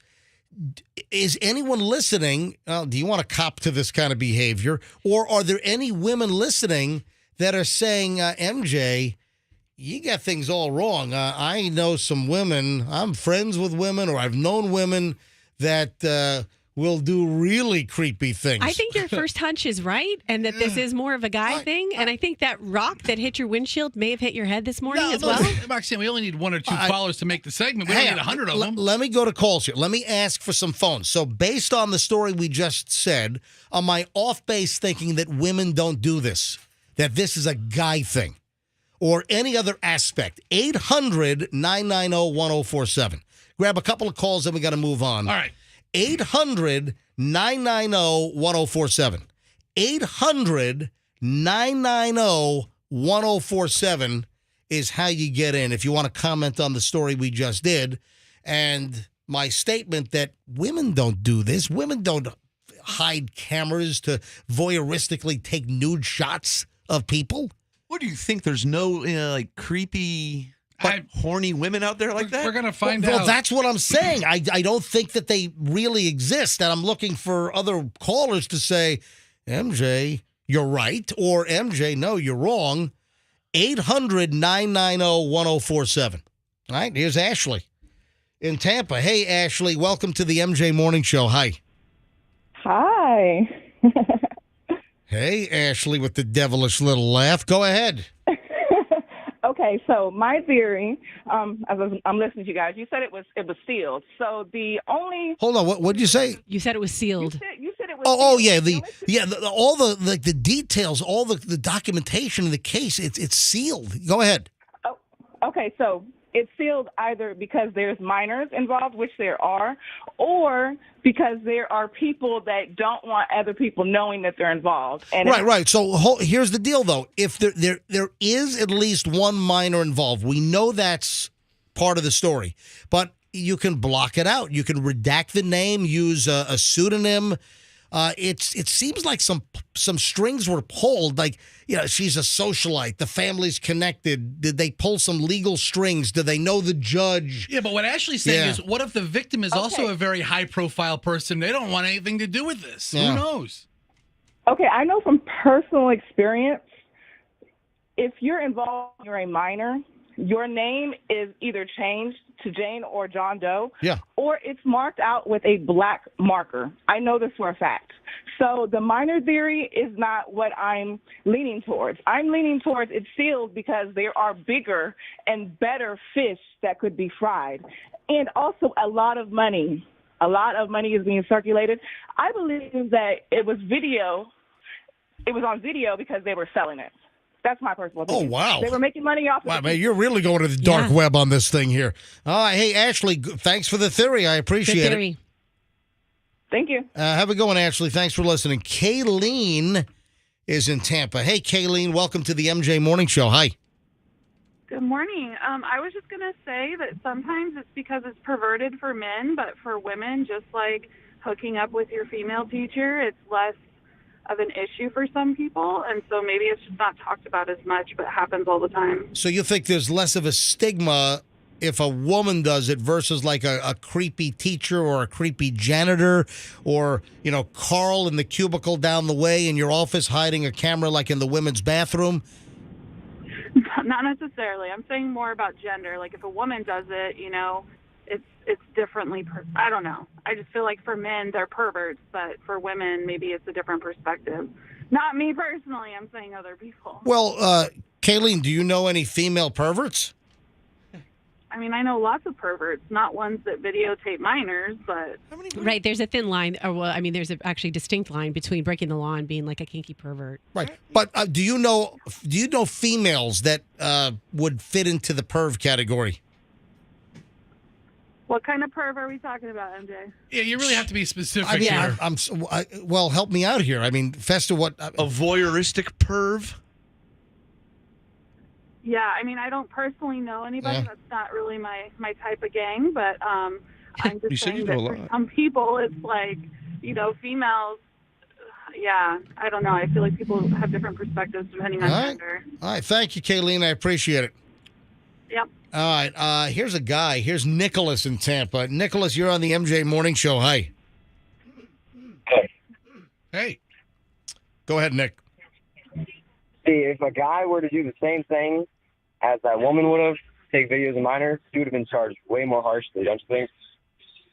Yeah. I think there's always a double standard on things like this. Nick, and I think why this is making such big headlines, this lady's a socialite, and she's a female. Yeah, there's more to the story here. Nick, thanks for the call. Brenda Lee is phoning in from Lakeland. Hey, Brenda Lee, you're on the MJ Morning Show. Hi. Hi, good morning. Morning. Yes, I have a story to tell. Yes, I met somebody who is a pervert, I love it. All right, so you met somebody who is a pervert. Is it a female? It's a female. All right, what happened? All right, keep it clean for broadcast. What happened? Okay. She was my ex-mother-in-law. Your ex-mother-in-law was a pervert? Yes.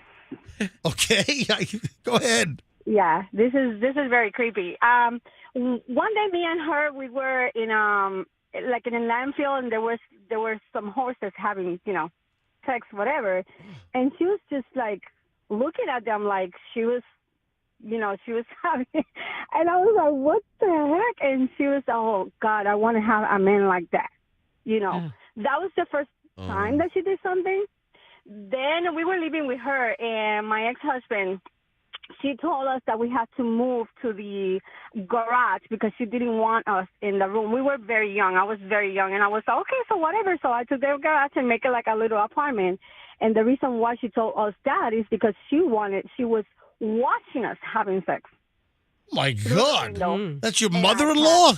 Oh, my God. My mother-in-law, my ex-mother-in-law. Wow. Yeah. And, yeah. Okay. So me and her, we started having, a lot of problems because the way she was, it was not normal. She was not normal. I would say, Brenda Lee, thanks for the call. Wait, I'm looking at line 4. Casey's on the line in Brandon, and it says met her. Hope she didn't stay in her house. Wait a sec. Met the socialite that was the female videoing minors and others? Casey, you're on the MJ Morning Show. Hi. Good morning, MJ. How are you? How's everybody? Everyone's great. Are you claiming you met the socialite we're talking about? Oh yeah, Hadley Palmer. Yeah, she's one of my sister's very good friends. So, I knew her from Old Greenwich up in Connecticut. That's where I lived for many years. Wow, right down the street from the Betteridge Jewelry Store. Not too far. Not too far. Yep. Yeah. All right. So wait a minute. Do you have any more details on the story of this socialite Hadley Palmer going to jail and being a sex offender for 10 years? Do you have any more details to the story? Well, yeah, I mean, she's, going through a messy divorce. And, it's, they have a lot of money. And when you have a lot of money, you can make things happen. You make stories happen. And what is actually the truth and what actually happened is kind of not quite the same. But a lot of the details in the case are sealed. Do you know what she did? Did she hide cameras in a bathroom in her house, or what was the story? No, it wasn't anything like that at all. No. Well, what was it like? It says that she was charged with secretly filming a minor and others. It was her. Yeah, tell us. It's okay. It was her daughter and her friends, and it was pictures taken because, Hadley wanted a breast augmentation. So it wasn't. But the thing is, when you're getting a divorce and you have a husband that has a lot of money, she's got a ton of money, you can make a story and then you can spin it any way you want, and that's what happened. And she's taken the fall for it. She's been, they have a house in Martha's Vineyard. My sister does the Martha's Vineyard thing, and she's kind of been, kind of ousted, explain the breast augmentation element here, and so where did the voyeurism come from? What pictures were taken? I think she simply took pictures of her daughter because she wanted to have her. This is what I've been told from my sisters. But it was very simple and kind of innocent, and it just got blown out of proportion. And ultimately, it's all about the money. It's all about it's a very messy divorce. Here's the problem with all this. If she has this much money, she can hire a lawyer to help her explain her way through her innocent nature in all of this. Listen, everything I've read was that she was accused of secretly filming a minor. I'm just amazed that here we're doing a show in the Tampa Bay area, and I got Casey buzzing in from Brandon, and he knows the family. So the minor is her daughter. Yeah. The funny thing is, all of a sudden I heard Hadley Palmer. I'm like, wait a minute, that cannot be the same Hadley Palmer. I'm like, of course it is, because everything just went to Yeah. trial and stuff. I'm like, Yeah. no way. And I'm like, I got to get through to you guys. Well, you did, Wow. Casey. Thanks, man. You never know who's listening. But Thank you. We still can't figure out, the surreptitious part of the filming wasn't explained by right. that, but he shed a little more light. But we on could the talk breast about augmentation? talk about the most. Well, not really. I don't understand what the breast augmentation is all about. What he's basically saying is, Hadley. This is what I'm gathering from Right. that. Hadley wants to get breast augmentation, so At 54. So she took photos of underage. But where does the part where she took them without their knowledge? How does that factor in? Oh gosh, it's just weird. All right, a couple more calls. Anonymous. What? Anonymous on line 2 says they're going through this. Anonymous, what are you going through? Well, if I was dating a woman that was a lot older than me, and this is a real messed up story, we were very sexually active at our age. And we What had age no is that? idea we were recorded. Hold on, Roxanne wants to know what age. I was 54 and she was well into her 60s. Okay. And we were, getting it on. We were freaking, no bondage or nothing like that. Okay, all right. Go ahead. Thanks for being specific. All right, go ahead. My ex's daughter put the housekeeper up to putting these little cop cams all over the house Yep. and recorded myself and my ex having sex. And it was weird because a buddy of mine called me. He goes, "Do you realize you're all over a porn site?" I'm like, "What are you talking about?" So we brought up this thing called wanktube.com or whatever. And sure as hell, there's me and this woman in like 9 different videos that her daughter posted. Oh, my God. Did you say you were on a website called WangTube? It's called wanktube.com or something like that. The phone dropped out, I think, appropriately. Thankfully. So anyhow, I got upset with her about this. She got upset. It really caused a lot of complications. And I went and spoke to an attorney, and I'm actually suing them because they actually recorded me without knowing. Did you say WhackTube? No, he did not. Wank. Oh, That's actually much worse. So are the videos still up? No, they had to take them down. All right. Took them down, and they're being sued. But the fact is, these people have a lot of money, Yeah. and they hired another high-powered attorney, and now that now it's all tied up in court. But what happened is that my attorney did turn it over to the prosecutor of the county in Pasco. Hold on. County. Wait, so it's Pasco County? Yes, and they did both get arrested. The housekeeper and the daughter got arrested for it's called unknowledge of voyaging of sexual content and being so I mean it's a mess, but it'll be quite a few years according to my attorney. But Oh, my God. Hey, Anonymous, do me a favor. Keep us up to speed on this thing. This is crazy. But keep in touch with us. Let us know how the case turns out so we can follow up and have you back on down the road, okay? I definitely will. All right, buddy. Holy, look at what's developed here. This is crazy. Wow. All right, 2 more calls, and then I got to move on. 2 more. Catherine is in Tampa. Hi, Catherine. You're on the MJ Morning Show. Hi. Hi, how are you? Doing well. Are you enjoying the show today? I am, because I am a teacher in Hillsborough County.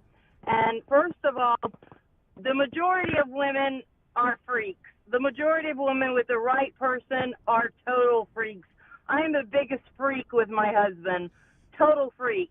But I will tell you, having been a high school teacher for 20 years, I have overheard over the years, multiple times, the boys in the high schools have running bets on who can nail a teacher. It is a big thing with the boys they have running deals on who can bag a teacher. It is the biggest thing in the world. And I have had so many young men ask me out over the years, and they'll be like, "No, miss, I'm 18, it's okay." And I'm like, "No, it's not. You're still a child. Get away from me." Well, also, the fact is, even though a kid is 18, if you're in a position of authority, like a teacher, the statutes allow for you to get charged, even if the kid is 18, but a student at your school. All right, Freaky Catherine. Catherine, are you still a teacher? Yes, I am. And you're still a freak with your husband? Absolutely. All right. That's the best part. You get married so you can be a freak. All right. Thank you, Catherine. Appreciate it. Thank you. Have a great day. All right, man. You never know what's going to develop on this show. I mean, listen, if it was the same thing every day, that'd get pretty bored, you know? I get tired of making jokes. All right. Brandy, Lakewood, last call on this. Brandy, Lakewood Ranch. You're on the MJ Morning Show. Hi. Hi, good morning. I've just moved in from Louisiana to Florida here. Yep. 2 years ago. And so my son, before we left, my son's teacher would always do all of these like extravagant parties for all the 6th grade and 7th grade kids to come over to our house. And so we would go over there. Her husband was a lieutenant at the sheriff's department. Didn't think anything about it. Always stayed there with the kids and everything. My son never spent the night or anything. One party, I went into the house and I was just helping bring our doors out and everything, and went to the restroom and I noticed like a camera in the shower part, like where you really wouldn't look. And then I was like, what is that? What is that? So I went up and looked at it. And I was like, oh, my gosh, is that a camera? And this is like the bathroom that everybody goes to. Yeah. And so I was like, oh, my gosh, this is so weird. And so I went over and was speaking to one of the police officers that was there. And I was like, have you used the restroom? And he was like, no, why? And I was like, well, if you go look in the bathroom, there's a camera. So he went in. Long story short, my son's 6th grade teacher was recording kids while they were in the bathroom. Oh, man. Slumber party. And she has been arrested. And she has like 60 counts of pornography and juveniles under the age of 13. Holy moly. This is what, in the last couple of years? Yeah, it happened in 2019. Wow. And what county is this? In Walker, Louisiana. Oh, so it happened in Louisiana. In a parish. Man, that's crazy. Brandy, thanks for the call. Welcome to town. Appreciate you listening. Thank you. All right. Bye-bye. Okay, I think now's a good time for me to kind of end this on a high note. Yes. A positive thing in regards Guys, to... listen, this show, we do everything on this show. Okay. We do the funny stuff. We do the creepy stuff. We do a little bit of everything on this show. Yeah. This show is variety-filled. All right, go ahead, Rox. This is a positive spin on people being recorded while they have sex. With or without their knowledge. Yeah, lay it on me, kid. Okay. There's a new reality show. I have not seen this show, but one of my friends was telling me about it the other day. Yeah. And it's on the Discovery Channel. Right. It's called Good Sex. And this sex therapist, she asks her clients to record themselves while they're being intimate, while they're doing it. And so then she reviews those tapes with them and tells them what they're doing right and wrong. And I have not seen it, but my friend said it is like the most amazing show. Okay. Is it better than Sex Sent Me to the ER? A classic. All right, I'm going to do the best segue of the morning. You can go your own way.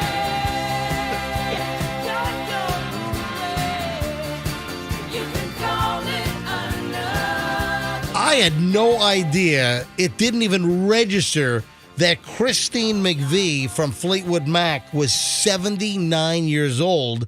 And we don't know cause of death, but by now you probably heard that Christine McVie, arguably, well, certainly probably the most prolific of the songwriters among Fleetwood Mac, passed away after what was described as a short illness. So it seems fairly sudden. And she's dead. Christine McVie dead at the age of 79. And according to the note that Stevie Nicks wrote, I think she sort of confirmed the fact that it happened in London. We didn't know where she had died. That information was not released, where Christine McVie of Fleetwood Mac, where she had passed away, but then it seems that Stevie Nicks indicated that she was trying to get to London. I'll get to that here in just a second. But I thought she was amazing. I mean, what a voice, Christine McVie. She wrote a lot of the very famous Fleetwood Mac songs, or she was part of the writing of those songs. She was probably the best songwriter of the group. And now we find out yesterday, news broke at about 3 o'clock Eastern time, that she had passed away.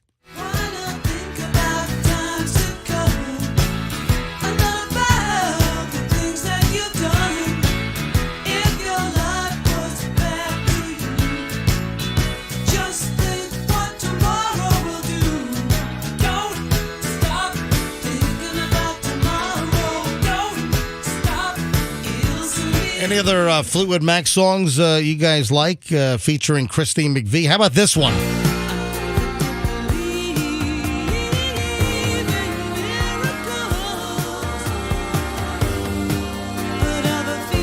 Another great song. And you know what's come back, and we've talked about it on the show, Christine McVie was the lead on Everywhere. And Everywhere is everywhere. It's being used as the music in that Chevrolet EV spot. Right, the electric vehicles by GM or Chevrolet. By Chevrolet, and it's the people inside the Chevy EVs, and they're singing Everywhere. Can you hear me calling out your name? You know that I'm falling and I don't know what to say. I'll speak a little louder, I'll even shout. You know that I'm proud and I can't get the words out.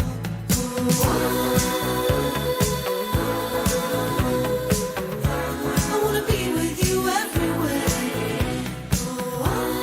Yeah, this song was kind of a minor hit back in like 87, and now it's all over TV on the Chevrolet EV spots with the people singing Everywhere in the vehicle.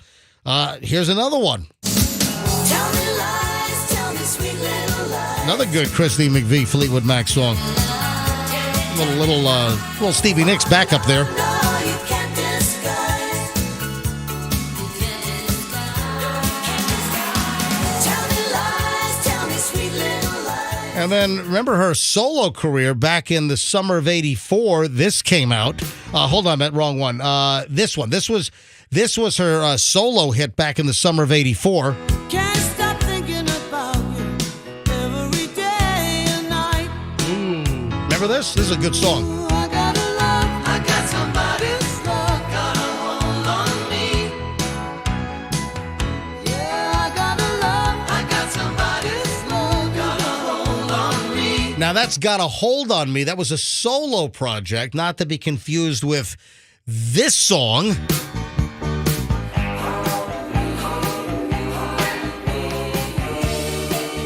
Come on, Ed.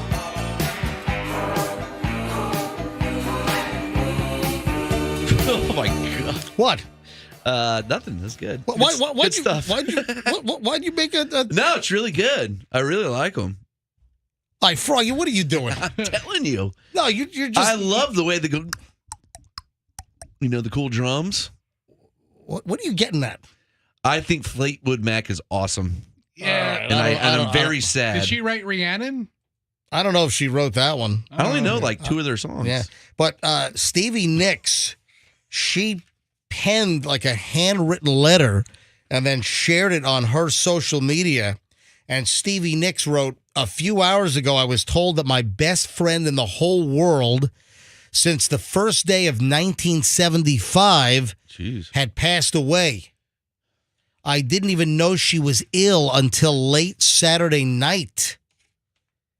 I guess it was a quick illness. I wanted to be in London. I wanted to get to London, but we were told to wait. So since Saturday, one song has been swirling around in my head over and over again. I thought it might be possible to get to sing it to her, and so I'm singing it to her now. I always knew I would need these words one day." And it's Hallelujah. And then Stevie Nicks concludes this handwritten note to Christine McVie. "See you on the other side, my love. Don't forget me always, Stevie." Wow. Pressed again. Then Stevie Nicks blew her nose and it turned inside out.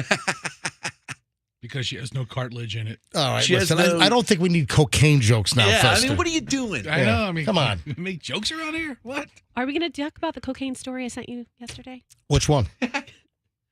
Cocaine Bear. Yeah. Have you seen oh seen my God, that looks like the worst thing I've ever seen. What? All right, hold on. Let's do Cocaine Bear next. First, let's just wrap up here. So Stevie Nicks with a very heartfelt letter, and Christine McVie of Fleetwood Mac dead at the age of 79. We haven't seen though. It hasn't been published cause of death yet, or what was this very sudden illness that took her? Did she have a stroke? Did she have an aneurysm? Did she have a heart attack? What happened? But the family apparently told Stevie Nicks, wait, don't come to London. That's a little odd. I mean, it just goes to show they didn't even know how severe it was. You know, I could picture him saying, hey, listen, she's sick. Listen, just wait. Don't worry. Don't rush. She'll be fine. And then she wasn't. Nope. Dead at I had no idea she was 79. You know, Stevie Nicks, I looked her up last night. I'm like, man, how old is she? Stevie Nicks is like 74, 73 or 74. So rest in peace, Christine McVie from Fleetwood Mac. All right, Cocaine Bear. What is this? This could be the worst thing I've ever seen in my life. Is this Ray Liotta's swan song? Ray Liotta is in this movie, and it's based on a story where a bear got a hold of cocaine from like an airdrop. Wait. Ray Liotta has passed. That's why I said. Yes. Oh. Yeah. What do you think we're talking about? Yeah, no, it took me a second. I was like, well, I typed in Cocaine Bear into Google, and it pulled up the cast, and it's Ray Liotta, Kerry Russell, and a couple people I never heard of. Kerry Russell? Yeah, that's a blast from the past. Felicity, right? Yeah, Felicity. All right, folks, it's the story. It's based on a true story, but clearly this is fictionalized as well. But the official trailer has come out for Cocaine Bear from Universal Pictures. And it's inspired. Listen, a lot of creative liberties were taken, although it was inspired by a true story about a black bear that goes on this murderous rampage after it found cocaine that was being trafficked and apparently was dropped from an airplane. And the bear finds like the packages of cocaine on the forest floor and just eats the cocaine, and then the bear turns into this coked up monster killer bear that goes on a rampage. And it is possibly the worst movie trailer I've ever seen in my entire life. Is it worse than Abraham Lincoln Vampire Killer? I never saw that trailer. How come Abraham Lincoln couldn't have found bales of cocaine in the forest? All right, Andrew, did you bleep out all the curse words? I believe so. Oh, great. Okay, so my finger's got to be on the dump button. All right, here's some of the audio of the trailer that just dropped for Cocaine Bear. Medic! Oh, Jesus. What is that? And then it's like a coked bear at the door biting her head off.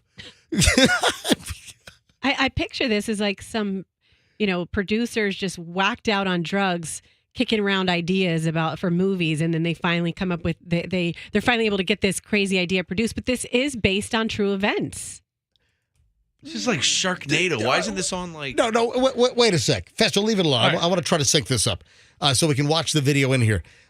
It's true. A bear found some coke that was thrown out of an airplane. All right, that's true. But the bear going on a murderous rampage, I don't think any of other than the basis of a bear finding some cocaine in the woods, I don't think anything else is true about this insane movie. This is nuts. All right, let me roll the rest of this thing. All right, there's the bear growling, all coked up, and it's inside a closet. We should go.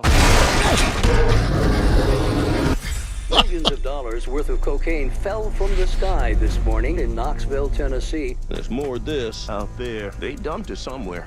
I'm looking for my daughter. And there's a paramedic outside a closet door in a house, and then the bear jumps out, and the bear knocks the whole door off the frame and then chews up the guy. I mean, come on, Cocaine Bear? Couldn't they have picked an animal that isn't vicious, cocaine?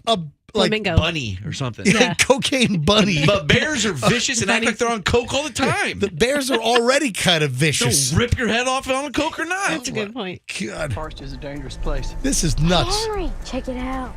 Something got into it. A deer, maybe. No, it's Cocaine Bear. Cocaine was lost. I need you to go and get it. So dumb. No, don't eat that. Don't eat that. And then the bear is so coked up, it runs up climbs a tree. It climbs a tree at 30 miles an hour. I mean, and then the bear, its eyes are all bloodshot as it's looking at people as it's about to attack them. It's a gimmick movie, like Snakes on a Plane. Yeah, that's probably what it's like. Is this going to be in theaters? Yes! It's supposed to come out in February at a theater near me. You don't see an Allison Fester, Roxanne Dig Dug. Listen to double date this. For this one in your future? No, Well, you ought to bring your kids to this. Well, show them the trailer. While the murderous rampage was not part of the true story that Cocaine Bear is based on, the actual chain of events took place in September of 1985 when a convicted drug smuggler named Andrew Thornton offloaded a duffel bag of cocaine over northern Georgia.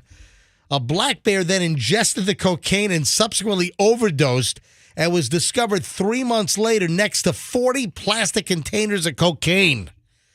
Thornton also died during an attempt to abandon the overloaded plane when his parachute rendered faulty, blah, blah, blah. The film is set for theatrical release in theaters on February 24th of next year. Man, they're starting early on the hype job of this thing. They have to. What'd you say, Andrew? You mumbled something in my ear. I was telling you to move the sheet out of the way of the camera. Oh, okay. So all right, I was holding up the sheet on MJTV. They Sorry. have to start the hype job early because this movie has 1 weekend to make all the money. Well, also, I think they're trying to hype it up as this campy, possibly worst movie of the year. And maybe they're banking on people going to see it because the thing is so bad. I swear. Train wreck. Listen, when the trailer looks awful, you know it's got to be bad because they have experts that put you know that there are experts in the business that are just trailer professionals. They're like trailer coroners. Yeah, I think in the movie The Holiday. They're like trailer reconstructive surgeons.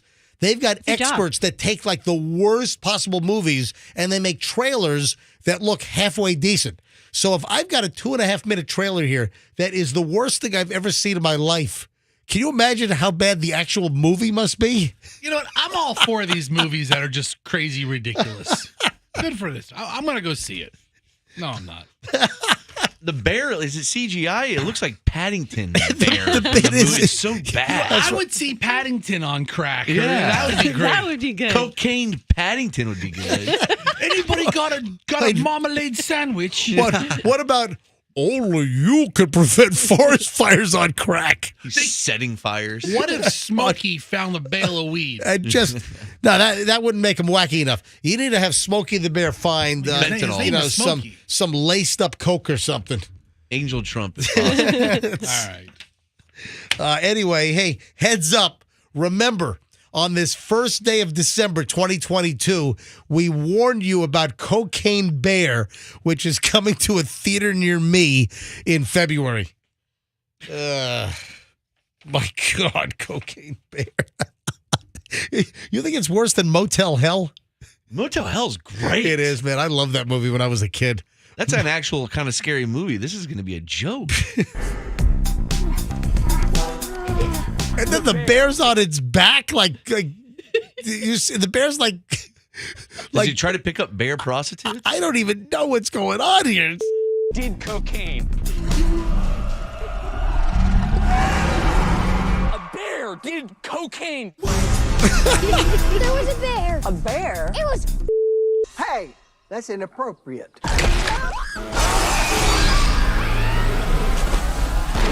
You're safe. Bears can't climb trees. Of course I can. And this one's climbing at 35 miles an hour. Anyway. Does nobody carry a gun? Or bear mace? Did the bear have a gun in that one scene? It looked like he was shooting a gun. I don't listen. And then the bear is can't get enough coke and eating more coke and snorting coke. By the way, that's how bears run up trees really fast. And I'll tell you what, this is going to be so successful. Next, it's going to be fentanyl bear. Right? Heroin bear. Angel dust bear. Meth deer. Meth lab bear. Cocaine Bear coming soon to theaters everywhere. It would have been so much better if it was like a deer or something, not already a vicious animal. Oh my Just punches God. you to death. Just bizarre. I've got a question for you guys. How filthy are self-service checkouts at the supermarket? Ew. Oh, gosh, I hate hate to hear this because I've been trying to use them more. Oh, man. I saw a story. Self-service checkouts might be convenient, might be efficient. Really, only when you have a couple of items. If you have a whole If cart you've got full, a whole damn cart, man, you just load that crap up on the baggage belt or whatever you call it, and let the checkout person check you out. Unfortunately, there's no more checkout people. There's less and less. Well, that's what's going on. Like Walmart, I think they're trying to get rid of every human in the store. You know what? You know what's also incredible? How much time do we have here? We've got time. Let me tell you what's incredible. I've gone to like Home Depot a couple of times. The people that work there have no idea where anything is in their store. Remember when that was the place where experts worked? Well, I remember it used to have those guys with the orange smocks on, and they had pins on their lapel on their smock, and the grizzled old men with nine fingers. They would know where everything was. Listen. And they'd give you tips. Now you go to Home Depot, nobody knows jack. I don't even know if they know they're working in a hardware store. Listen, that's across the board. That's pervasive.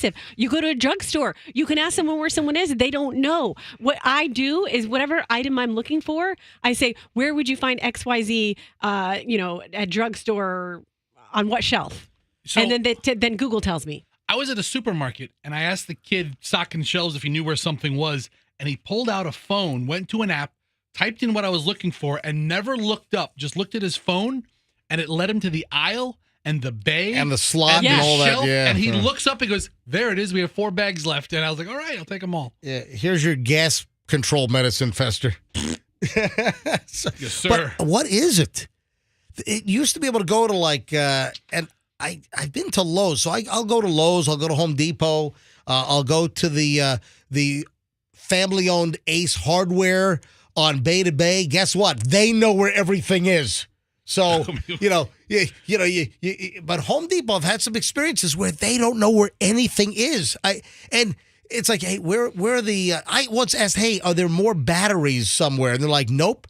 And then I walk just a little past the registers, and there's a massive island of 12,000 batteries. Oh, you meant those. But they don't know what's in their stores. But, for instance, that family-owned Ace Hardware on Bay to Bay in South Tampa, they know where every wood screw is in the place. It's another reason to, go to a mom and pop hardware store. Support a local business, no Exactly. question. But where was I? Oh, the self-checkout. Because Walmart is moving to trying to eliminate the regular checkout aisles. Walmart. I had a woman told me at Walmart in South Tampa, the one on Gandy. I had a woman in there tell me, an employee, that they're getting rid of all the checkout stands, that it's going to be virtually all self-checkout. That was the plan.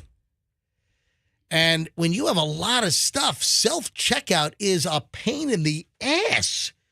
Anyway, this all started because I was talking about how clean are they? How filthy self-checkouts are. I got to tell you the details of a study. A self-checkout at the supermarket study. I got the details. Next, don't move, and a whole lot more here on the MJ Morning Show on Q105. A little bit of a weird show today, isn't it? Just slightly. Yeah, a little bit of a slightly weird. But listen, you got to have some weird shows every once in a while. We don't want to be too predictable. We don't want to have you hear the same crap whenever you turn the radio on. You want to hear some curveballs, right? Yeah, we don't want to be funny every day. All right. What the hell's the matter with you? You are such a punk. What is wrong with you? You are such a cynical bastard. All right, hang on. Quick break. Back in a second. Hey, if you're making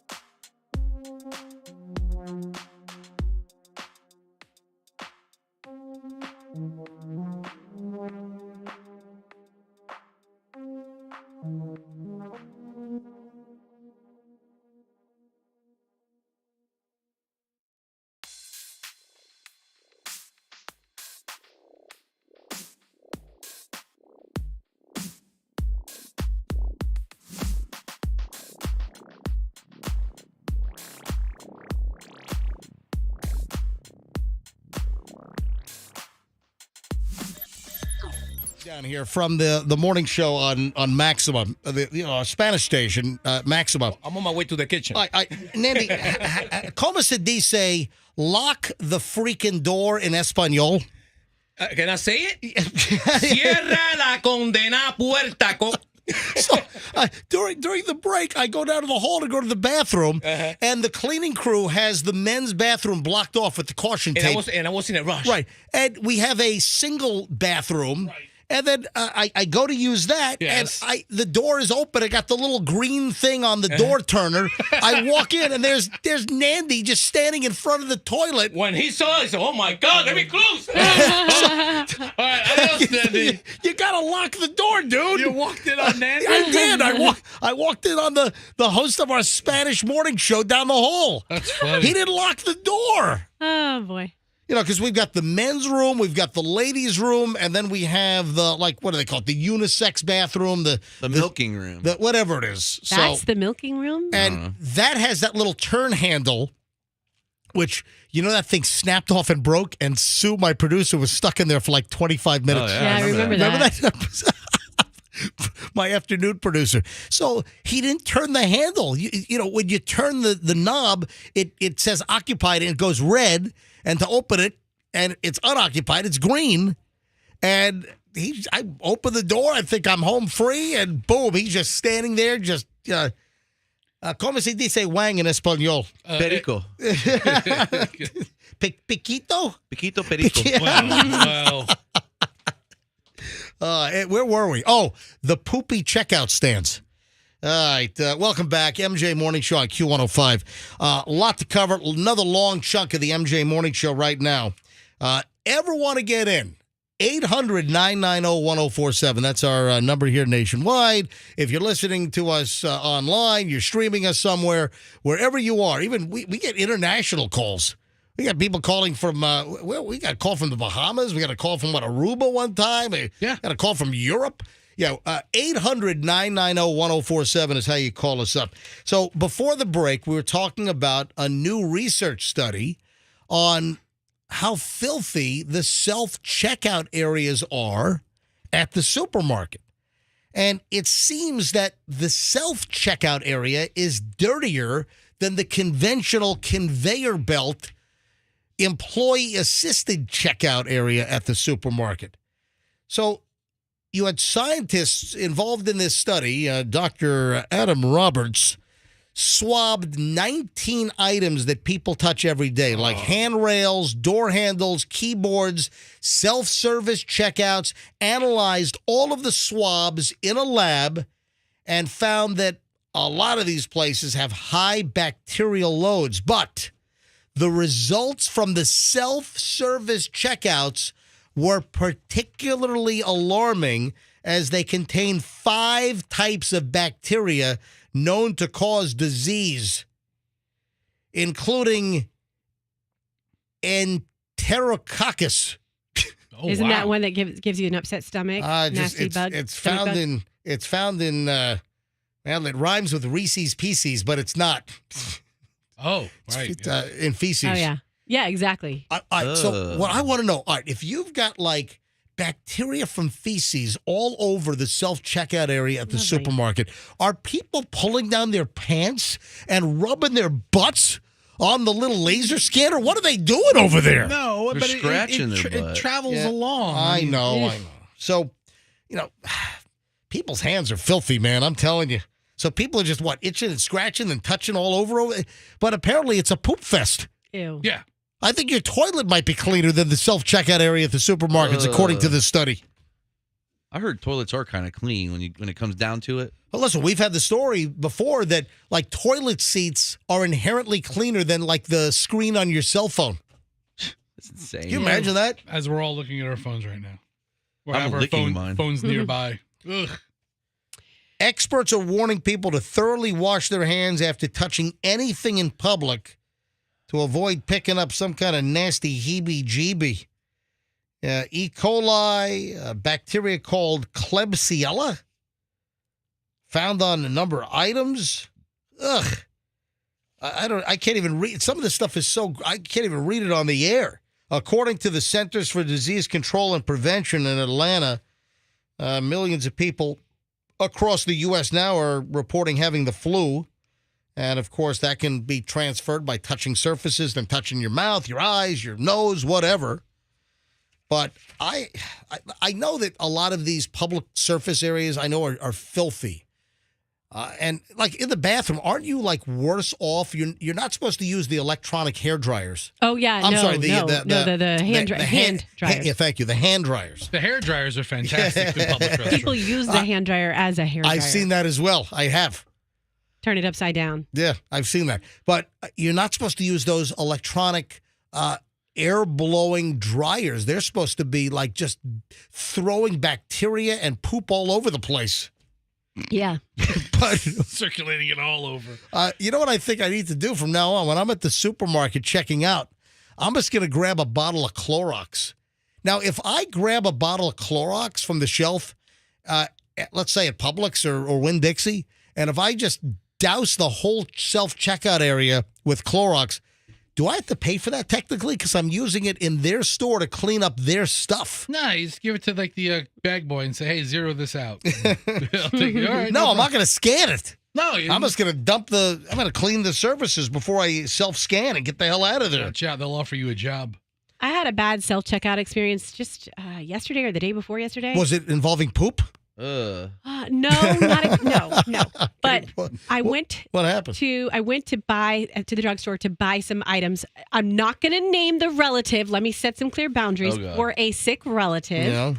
And so I was doing a little shopping, and there were some items on this list that are kind of embarrassing.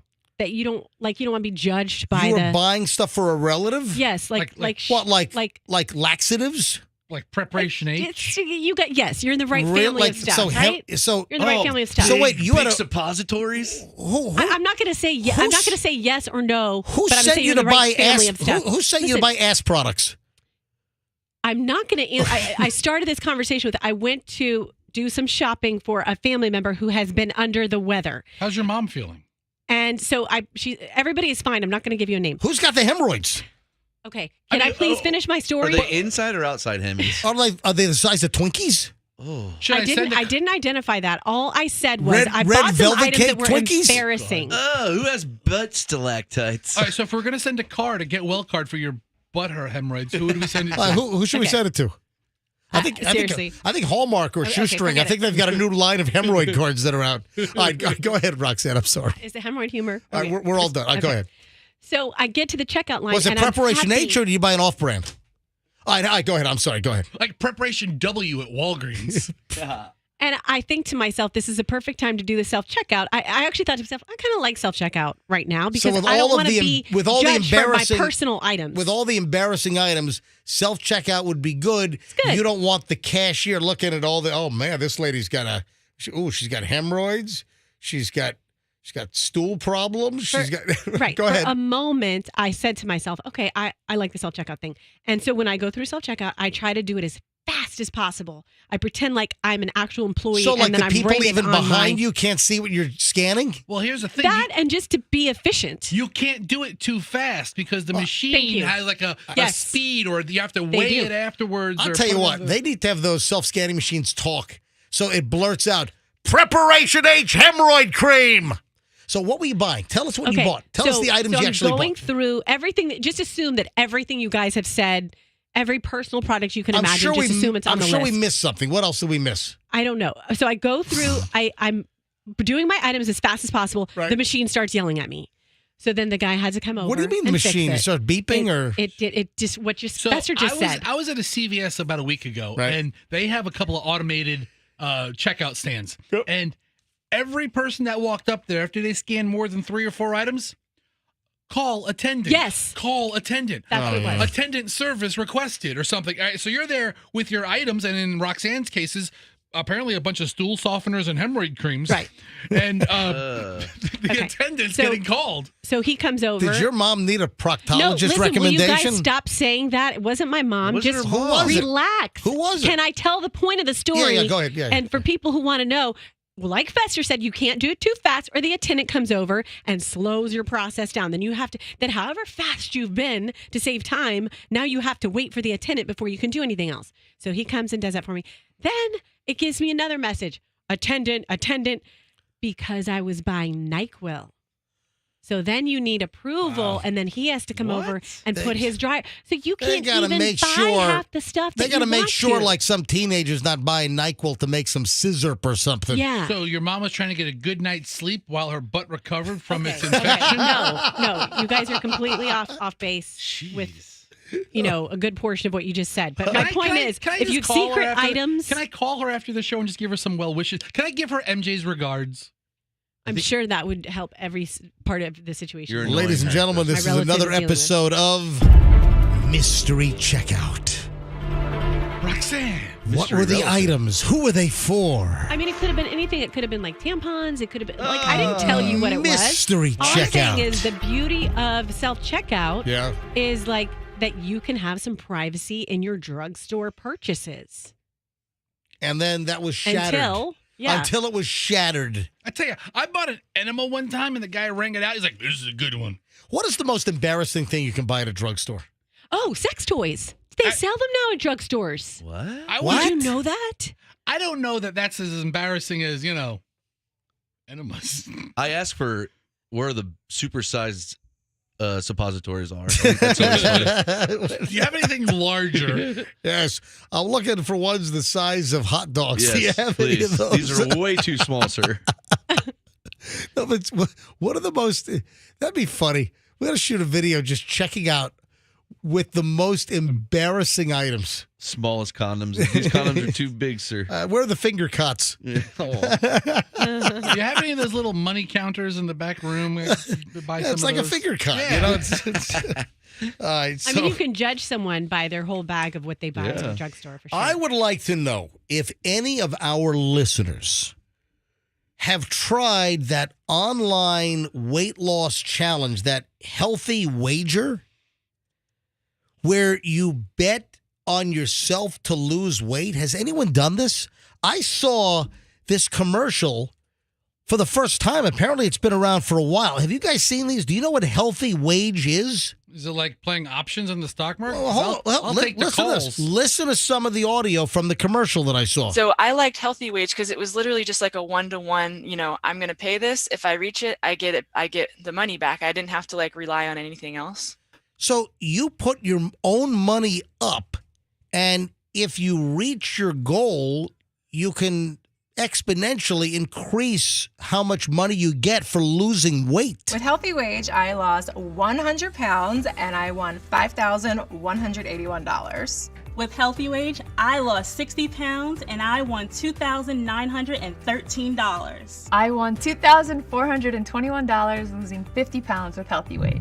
Introducing Healthy Wage, the incredible program that lets you place a bet on your weight loss and pays out huge cash prizes. Lose 30, 50, 100 pounds or more. Choose your personal weight loss goal and get rewarded with real money up to $10,000. So awesome, it's been featured on hundreds of news outlets like Good Morning America, Fox News, and CNN.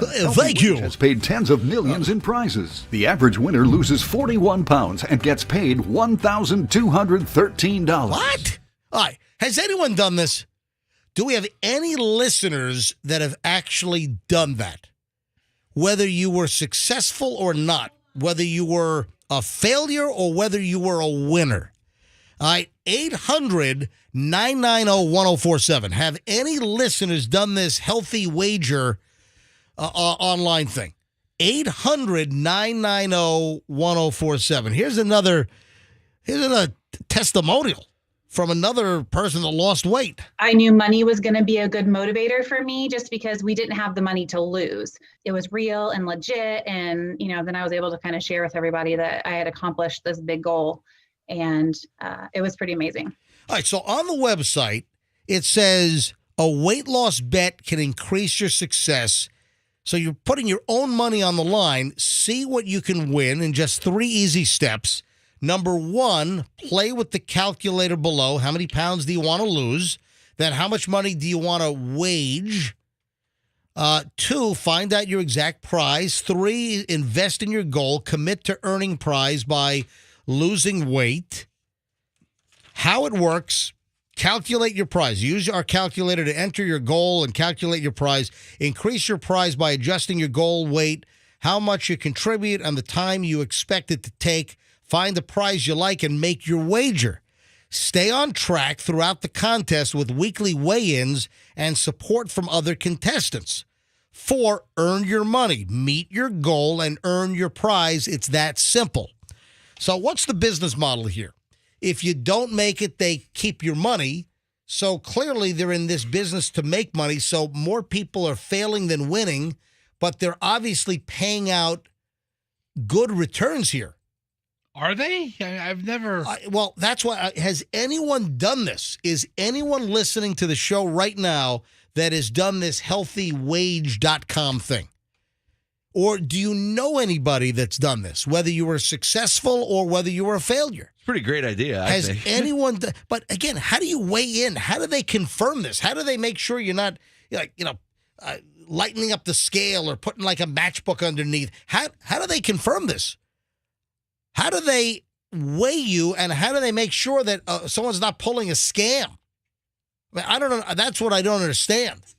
All right, if anyone knows or if anyone has done this, and this might be poking around for a needle in a haystack. I don't know. I can't imagine that many people have done, but and this has been around for a while, but I just saw it for the first time. They ask you a million questions here. All right, if anyone knows anything about this, 800-990-1047, 800-990-1047. If anyone's done the Healthy Wage online where you bet on your own weight loss to win money. 800-990-1047. So, Fester, you just try to go on there and put in your weight? Well, they ask you how much do you want to win, and I guess you have to make a monthly investment. How much do you want to bet per month? So you send them money, or they take, credit card debits every month during your weight loss attempt? Yeah, and then you go to step 2, and they ask you every question. I got like 6 questions in. I'm like, ugh, this is tedious, but they want to know a lot about you, and then I guess once they get your information, they kind of figure out what you possibly can win? All right, hang on. Kay is online in St. Pete. All right, Kay, you're on the MJ Morning Show. Hi. Good morning. All right, have you done this?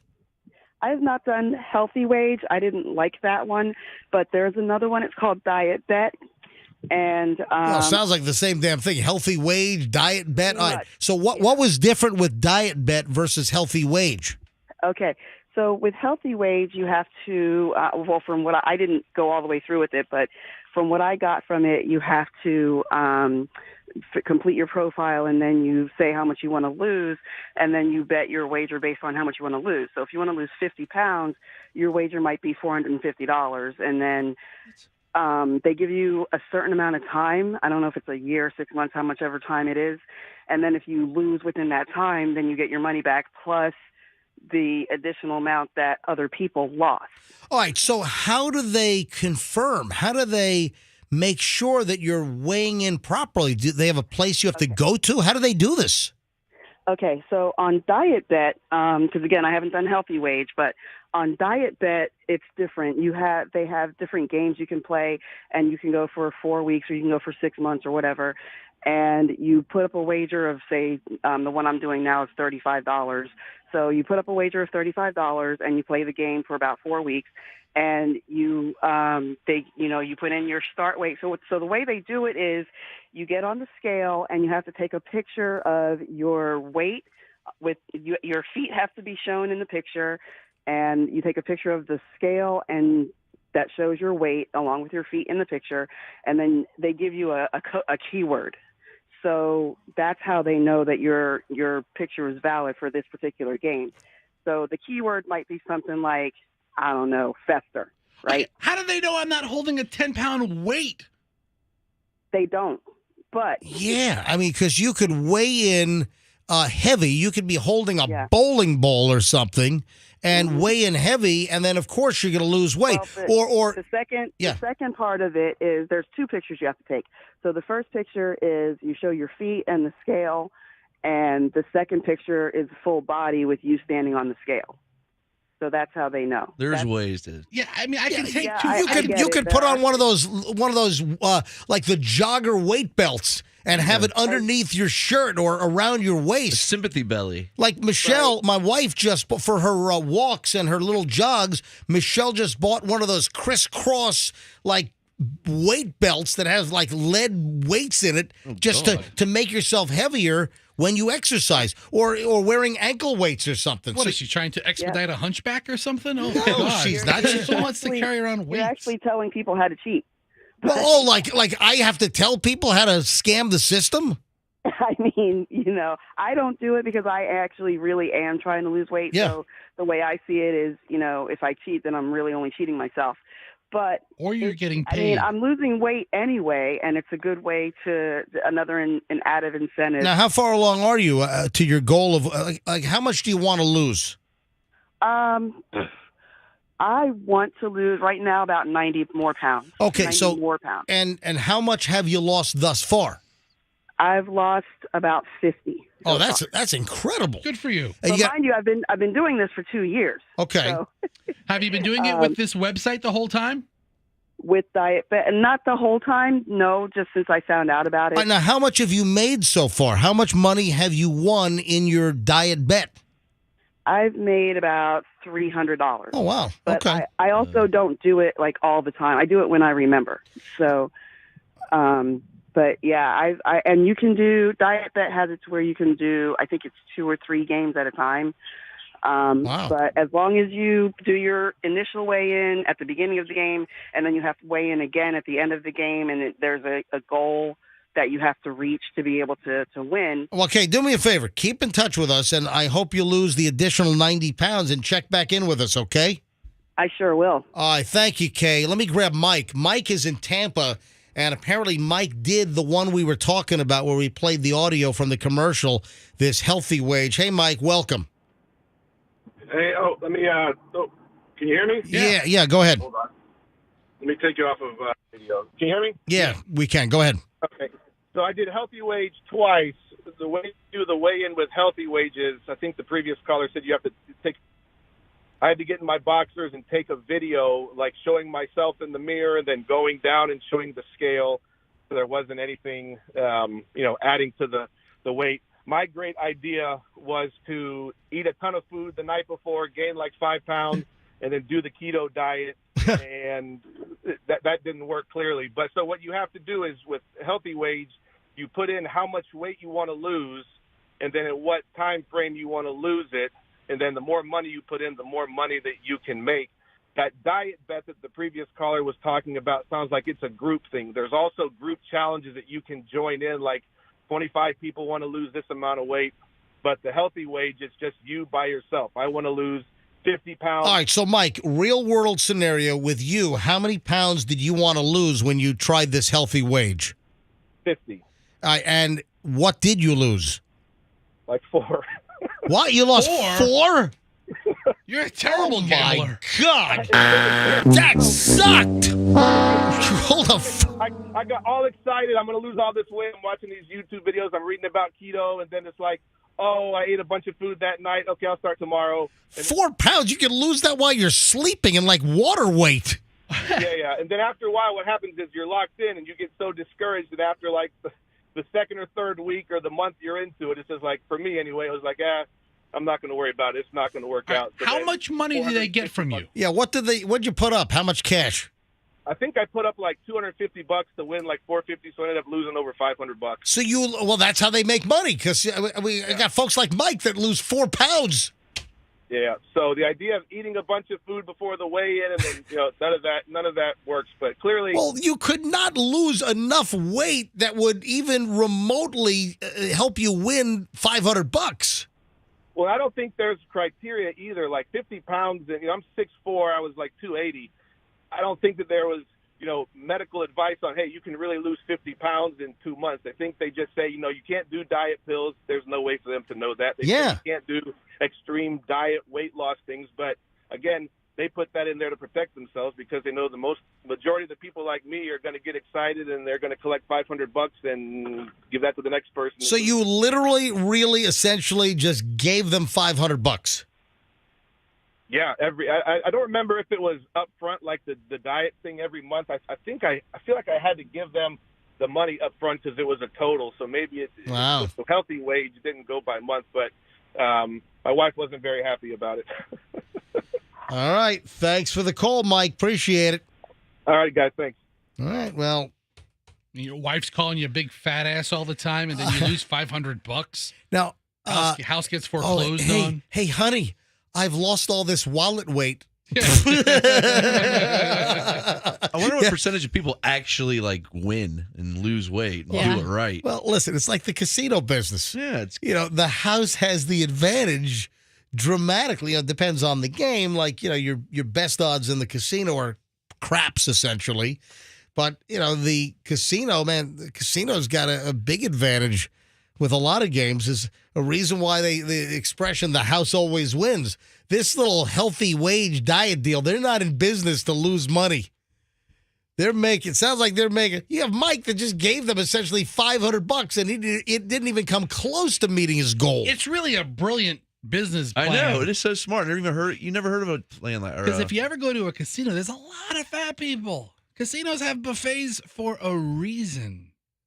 But what are you talking about? We're not talking about casinos and weight loss. Right, but people are they're gamblers. They'll take a chance. They'll go for a scheme like this. I'm not feeling the tie-in. This is a gamble. The whole thing's it's a wager. What didn't you understand? It's called wage. He's saying a lot of gamblers are fat. I know, but what do fat people have to do with the casino? Have you ever been to a casino? That's all it is. It's like I saw a lady But what does that have to do with the people betting online to lose weight? Because they like to gamble. Are you insane? It's a little. This is the most straight line connection I've made all day. The way you're explaining it, I'm not seeing as much of the connection. Yes, Andrew. I think he's just trying to say that the type of overweight people at a casino are the same kinds of people who would do healthy wage. Well, that's more. Good job, Andrew. Explanatory. That's easier to understand. Andrew's the vice president of jokes around here. Fester, you going to try this thing? No. What do you weigh right now? What's your weight? Okay. Put in like $5,000. So listen, I've been putting on my winter coat. You know how bears, they put on weight before they hibernate? Yeah. Well, you always store up for the winter. Yeah, I always store up for the winter. That's just how I go. I lose it for the summer. I store up for the winter. So what are you at right now? Like 312. You remember when he had his stomach tied? He used to loosen it for the holidays. Yeah, the lap band thingy. Yeah. Listen, so I'm at a lean 312 right now. I'm a fighting 312. And you're gonna get up to what during the the peak of the wintertime? So the Christmas, New Year's peak. Let's say I get to a nice round number, like a 320. Yeah. And then I'll be like 280 by like Easter. Because I'm going to get a tapeworm this year. There's your new diet. Tapeworms. Hi, Fester from the MJ Morning Show for tapeworms. It works. If you ever want to know how they get tapeworms out, message me directly because it's gross. Have you seen, the pop star Pink, right? No, never heard of her. Yeah, Pink. Yeah, the biggest star of the last. Yeah. The pop star Pink, do you see what she's spending her money on? Hair dye? That's a good guess, but no. Her hair isn't pink anymore. She's on healthywage.com. No, she's not. I saw this. I'm like, really? So Pink is one of the most ridiculously fit performers out there. All right, she is spending her money, I think, on just something ridiculous. I've got other celebrity garbage. I've got just loose ends. Can you explain the whole Balenciaga thing to us? I could have a couple segments ago. Now I forgot it again. Oh, jeez. All right, hold on. It's really very simple. The final chunk of the MJ Morning Show here on a Thursday is next on Q105. Stand by. If you...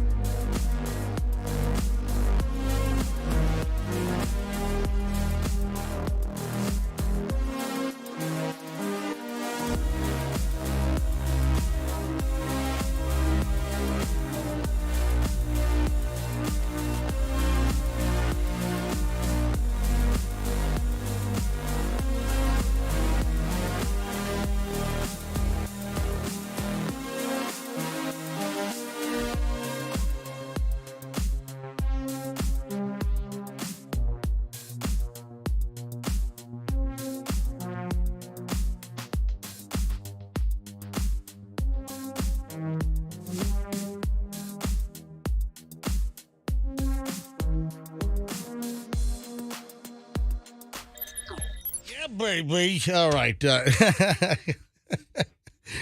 Kicking it old school, baby, with the that mince job. That's Coop singing in the middle of that, isn't it? Didn't it like say the Q Morning Zoo or something in there? I think the original thing was good morning with the Q Morning Zoo. So, 9:31. It's the MJ Morning Show. Hey, I've got a story that is so disgusting that I didn't even bring it up, and I'm not going to bring it up on the show. Hey. What's the point? Hold on. I'm holding the story right here.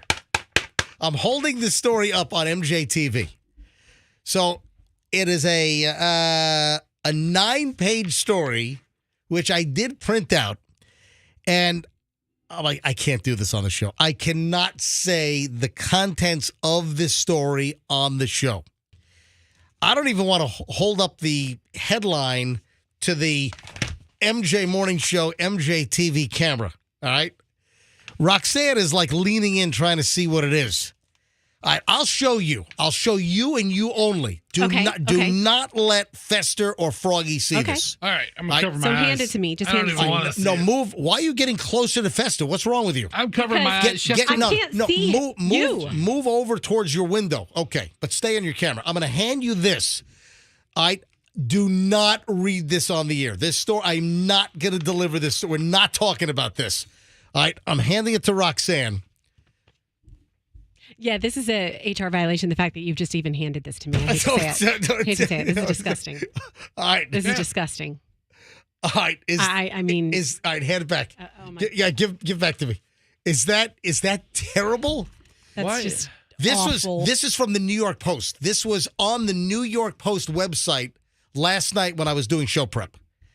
And have you heard of this? No, and I'm glad now I have, thanks to you. I wish I could unhear of it, Let me unsee it. No. I won't say anything. Yeah, no, send it to him because no. I want to hear throw up sounds. I won't say anything. No, I am not. Folks, I'm sorry. I cannot deliver the story on the air. Okay. Oh, what a waste. You put it on your Instagram? Nope. All right. I threw it in the trash. Watch, Froggy and Fess are going to be rummaging through my trash can after the show. I'll just ask Roxanne. All right, Pink. What is Pink's biggest song? Get the party started. Yeah, party started? Get the party I started. think that was her first one, and that's the only one I know. Yeah, give me some Pink. Andrew, find some Pink for us. So, Pink is throwing money at this? Come on.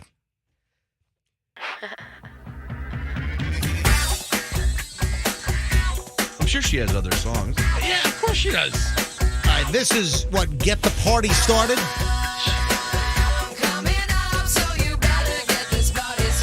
Now, I'll tell you what, take the P at a party, and what do you have? Artie? You have Artie. All right, let's get this Artie started. She is spending thousands of dollars on art by chimps. That's awesome. I got to see what that looks like. Yeah, and there's a thin line because don't people get in trouble for, using chimps to I know manufacture coconut water and things like that? I know that some of the coconut water companies got in trouble for using forced monkey labor to climb trees to get the coconuts to make the coconut water. How laborious is it for the chimps to paint these images? If the chimps are playing and they're not working and the money's going to a chimp charity, I can see this being a positive thing. They could use 4 brushes at once. When the hell did I say this was going to chimp charities? Well, I'm trying to. All right, hold on a minute. Listen, all right, you want to see what this is?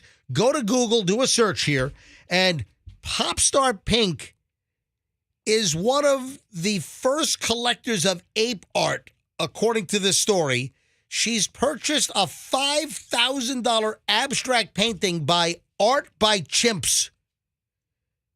So they're all cutesy here. So the A in art is the actual, the @ sign. So it's @ by Chimps.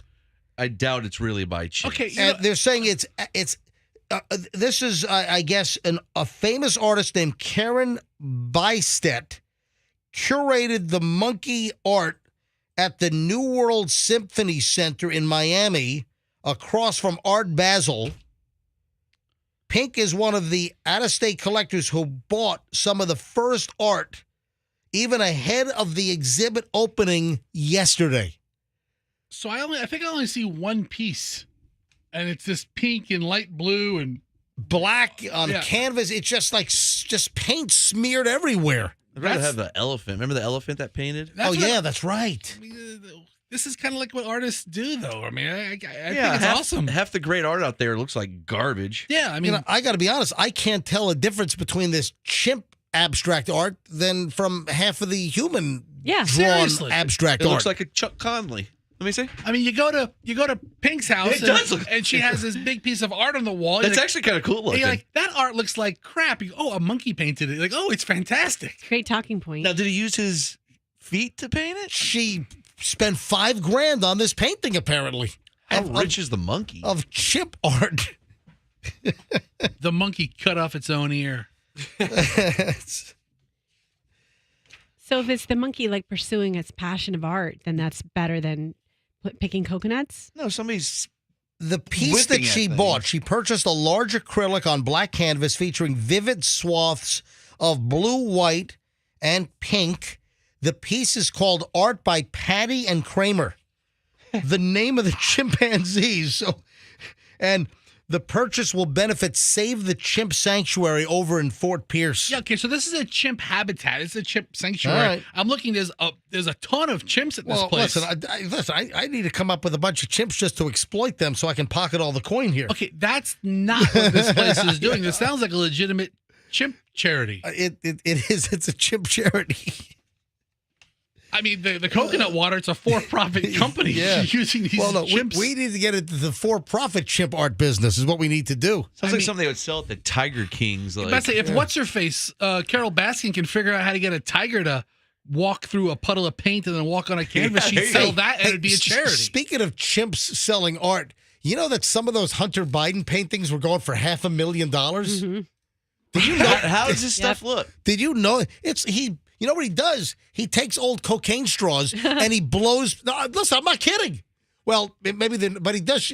He does straw blowing. He has Japanese canvas. Hunter Biden uses this like Japanese canvas, and he takes straws and blows paint through straws onto canvas. And Hunter Biden is getting like up to $500,000, or they're asking up to $500,000. I don't know if any clown, I don't know if any chimp, paid Hunter $500,000. Wait, some of this stuff looks kind of cool. Yeah, I'm on the gallery right now of all the art by Chimp and Fur. No, we're talking about Hunter Biden now.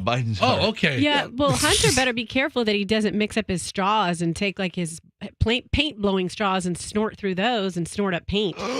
Yeah, what if you've got hold on. Think about this. Yeah. What if for real? What if you buy a painting from Hunter Biden and he used one of his Coke straws and some Coke gets into the painting, and let's say you're carrying your painting through an airport or something and a drug-sniffing dog alerts on your painting, and then you're busted because you got a Hunter Biden Coke straw painting. So is it just me, or is Hunter Biden like a talented artist? Yeah, his stuff is kind of impressive. Look at he's blowing stuff through a straw. Blow art by Hunter. I mean, he knows blow, I'll tell you that. It's just so funny. I know a thing or two about does straws. blow art with straws? Yeah, that's irony. Blart. It's blart. He needs to work strippers and hookers into these things somehow. Maybe stripper butts on canvas. Put some paint on your boobs, rub them on there. Anyway, so Pink and her chimp art. Well, I guess I feel a little better that the proceeds are going to. And but that sanctuary, that's not where Bubbles is, right? Bubbles isn't Bubbles in Polk County? I thought I heard that, and this is obviously wouldn't be the same one because this one's in South Florida. That's in Fort Pierce, so north of West Palm. So, but I think that I had heard that Michael Jackson's chimp Bubbles is at a sanctuary in Polk County. I bet you Grady Judd would know. Hold on a minute. That chimp is still around. Chimps live a reasonably long time. Hang on, man. Let me call Sheriff Judd. He would know If it's happening in his county. He's on it. He's on it. He knows. Where's Hang on. Bubbles?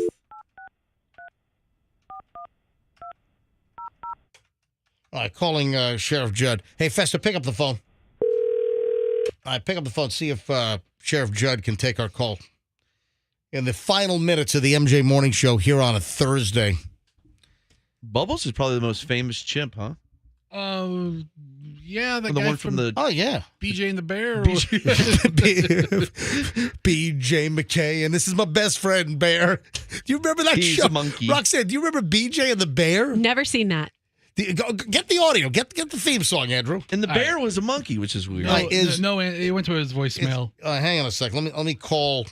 Maybe he didn't recognize our 800 number or whatever the heck it is. Maybe he's busting like a serious crime ring right now. Yeah, he might be in an operational meeting. I'm calling about Bubbles the Chimp in Polk County. Give me priorities. Yeah. Hang on. I'm calling Sheriff Judd because he has my phone number in his address book, so it'll ring up as MJ. Now, he must be in an operational meeting right now. I wonder if Bubbles has an ego. Yeah. So Bubbles is at a place called the Center for Great Apes. And is it in Polk County? I got to get to... Oh, I think find the location. Contact, volunteer. Hit contact, yeah. Yeah, where are they? Wauchula. In Wauchula. That means Wauchula is... Polk County. No. Wauchula. What county is Wauchula in? Isn't that closer to Duval? Or is that... no, Wauchula is like Highlands or yes. Okay. Look up. Hey, look Hardy up County. Thank you. Hardy. Yeah. Wauchula is Hardy County. That's where Bubbles is? According to the internets. All right. So, hey, Sheriff Judd, if anyone says we're trying to get a hold of you, forget it. Let's call the sheriff of Hardy County. Yeah, get me the sheriff of Hardy County on the phone and find out what the story is. Hey, did you get the BJ McKay and my best friend Bear? Man, this was, how many years was this on NBC? Back in like the 80s. Do you have it? Here we go. Listen. Hey there, where you going? Not exactly knowing. Who says you have to call just one place? Oh!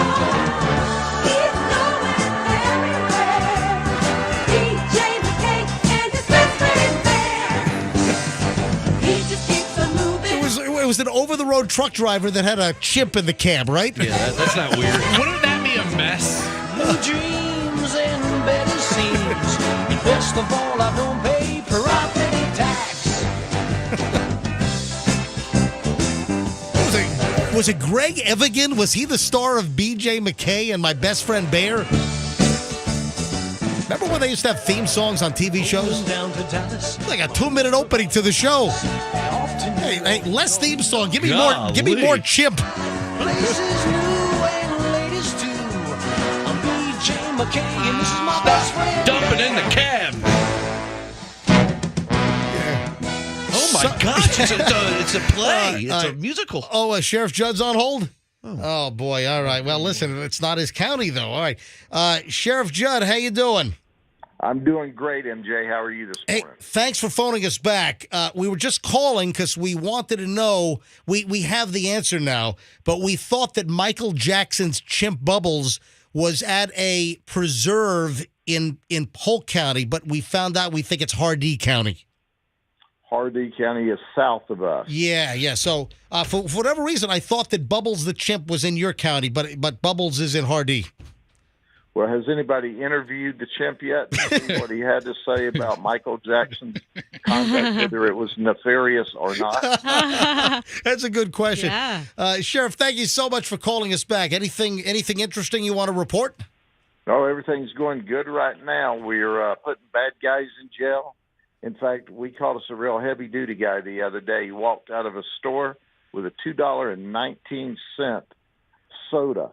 Did you hear what I said? No, so a guy rips off a $2.19 soda and the lady told him 3 or 4 times, you need to pay for your drink. So she got his tag number, and we ran him down. He said, you're going to lock me up for stealing a $2.19 soda? We said, yep, and tow your car. If you want to steal sodas, go to California. That's right. Oh, nice. So he went to jail. We recovered the soda, and it was just a happy afternoon. What kind of soda was it, Sheriff? It was a gel-inducing soda, is all I know. You see, jail-inducing soda.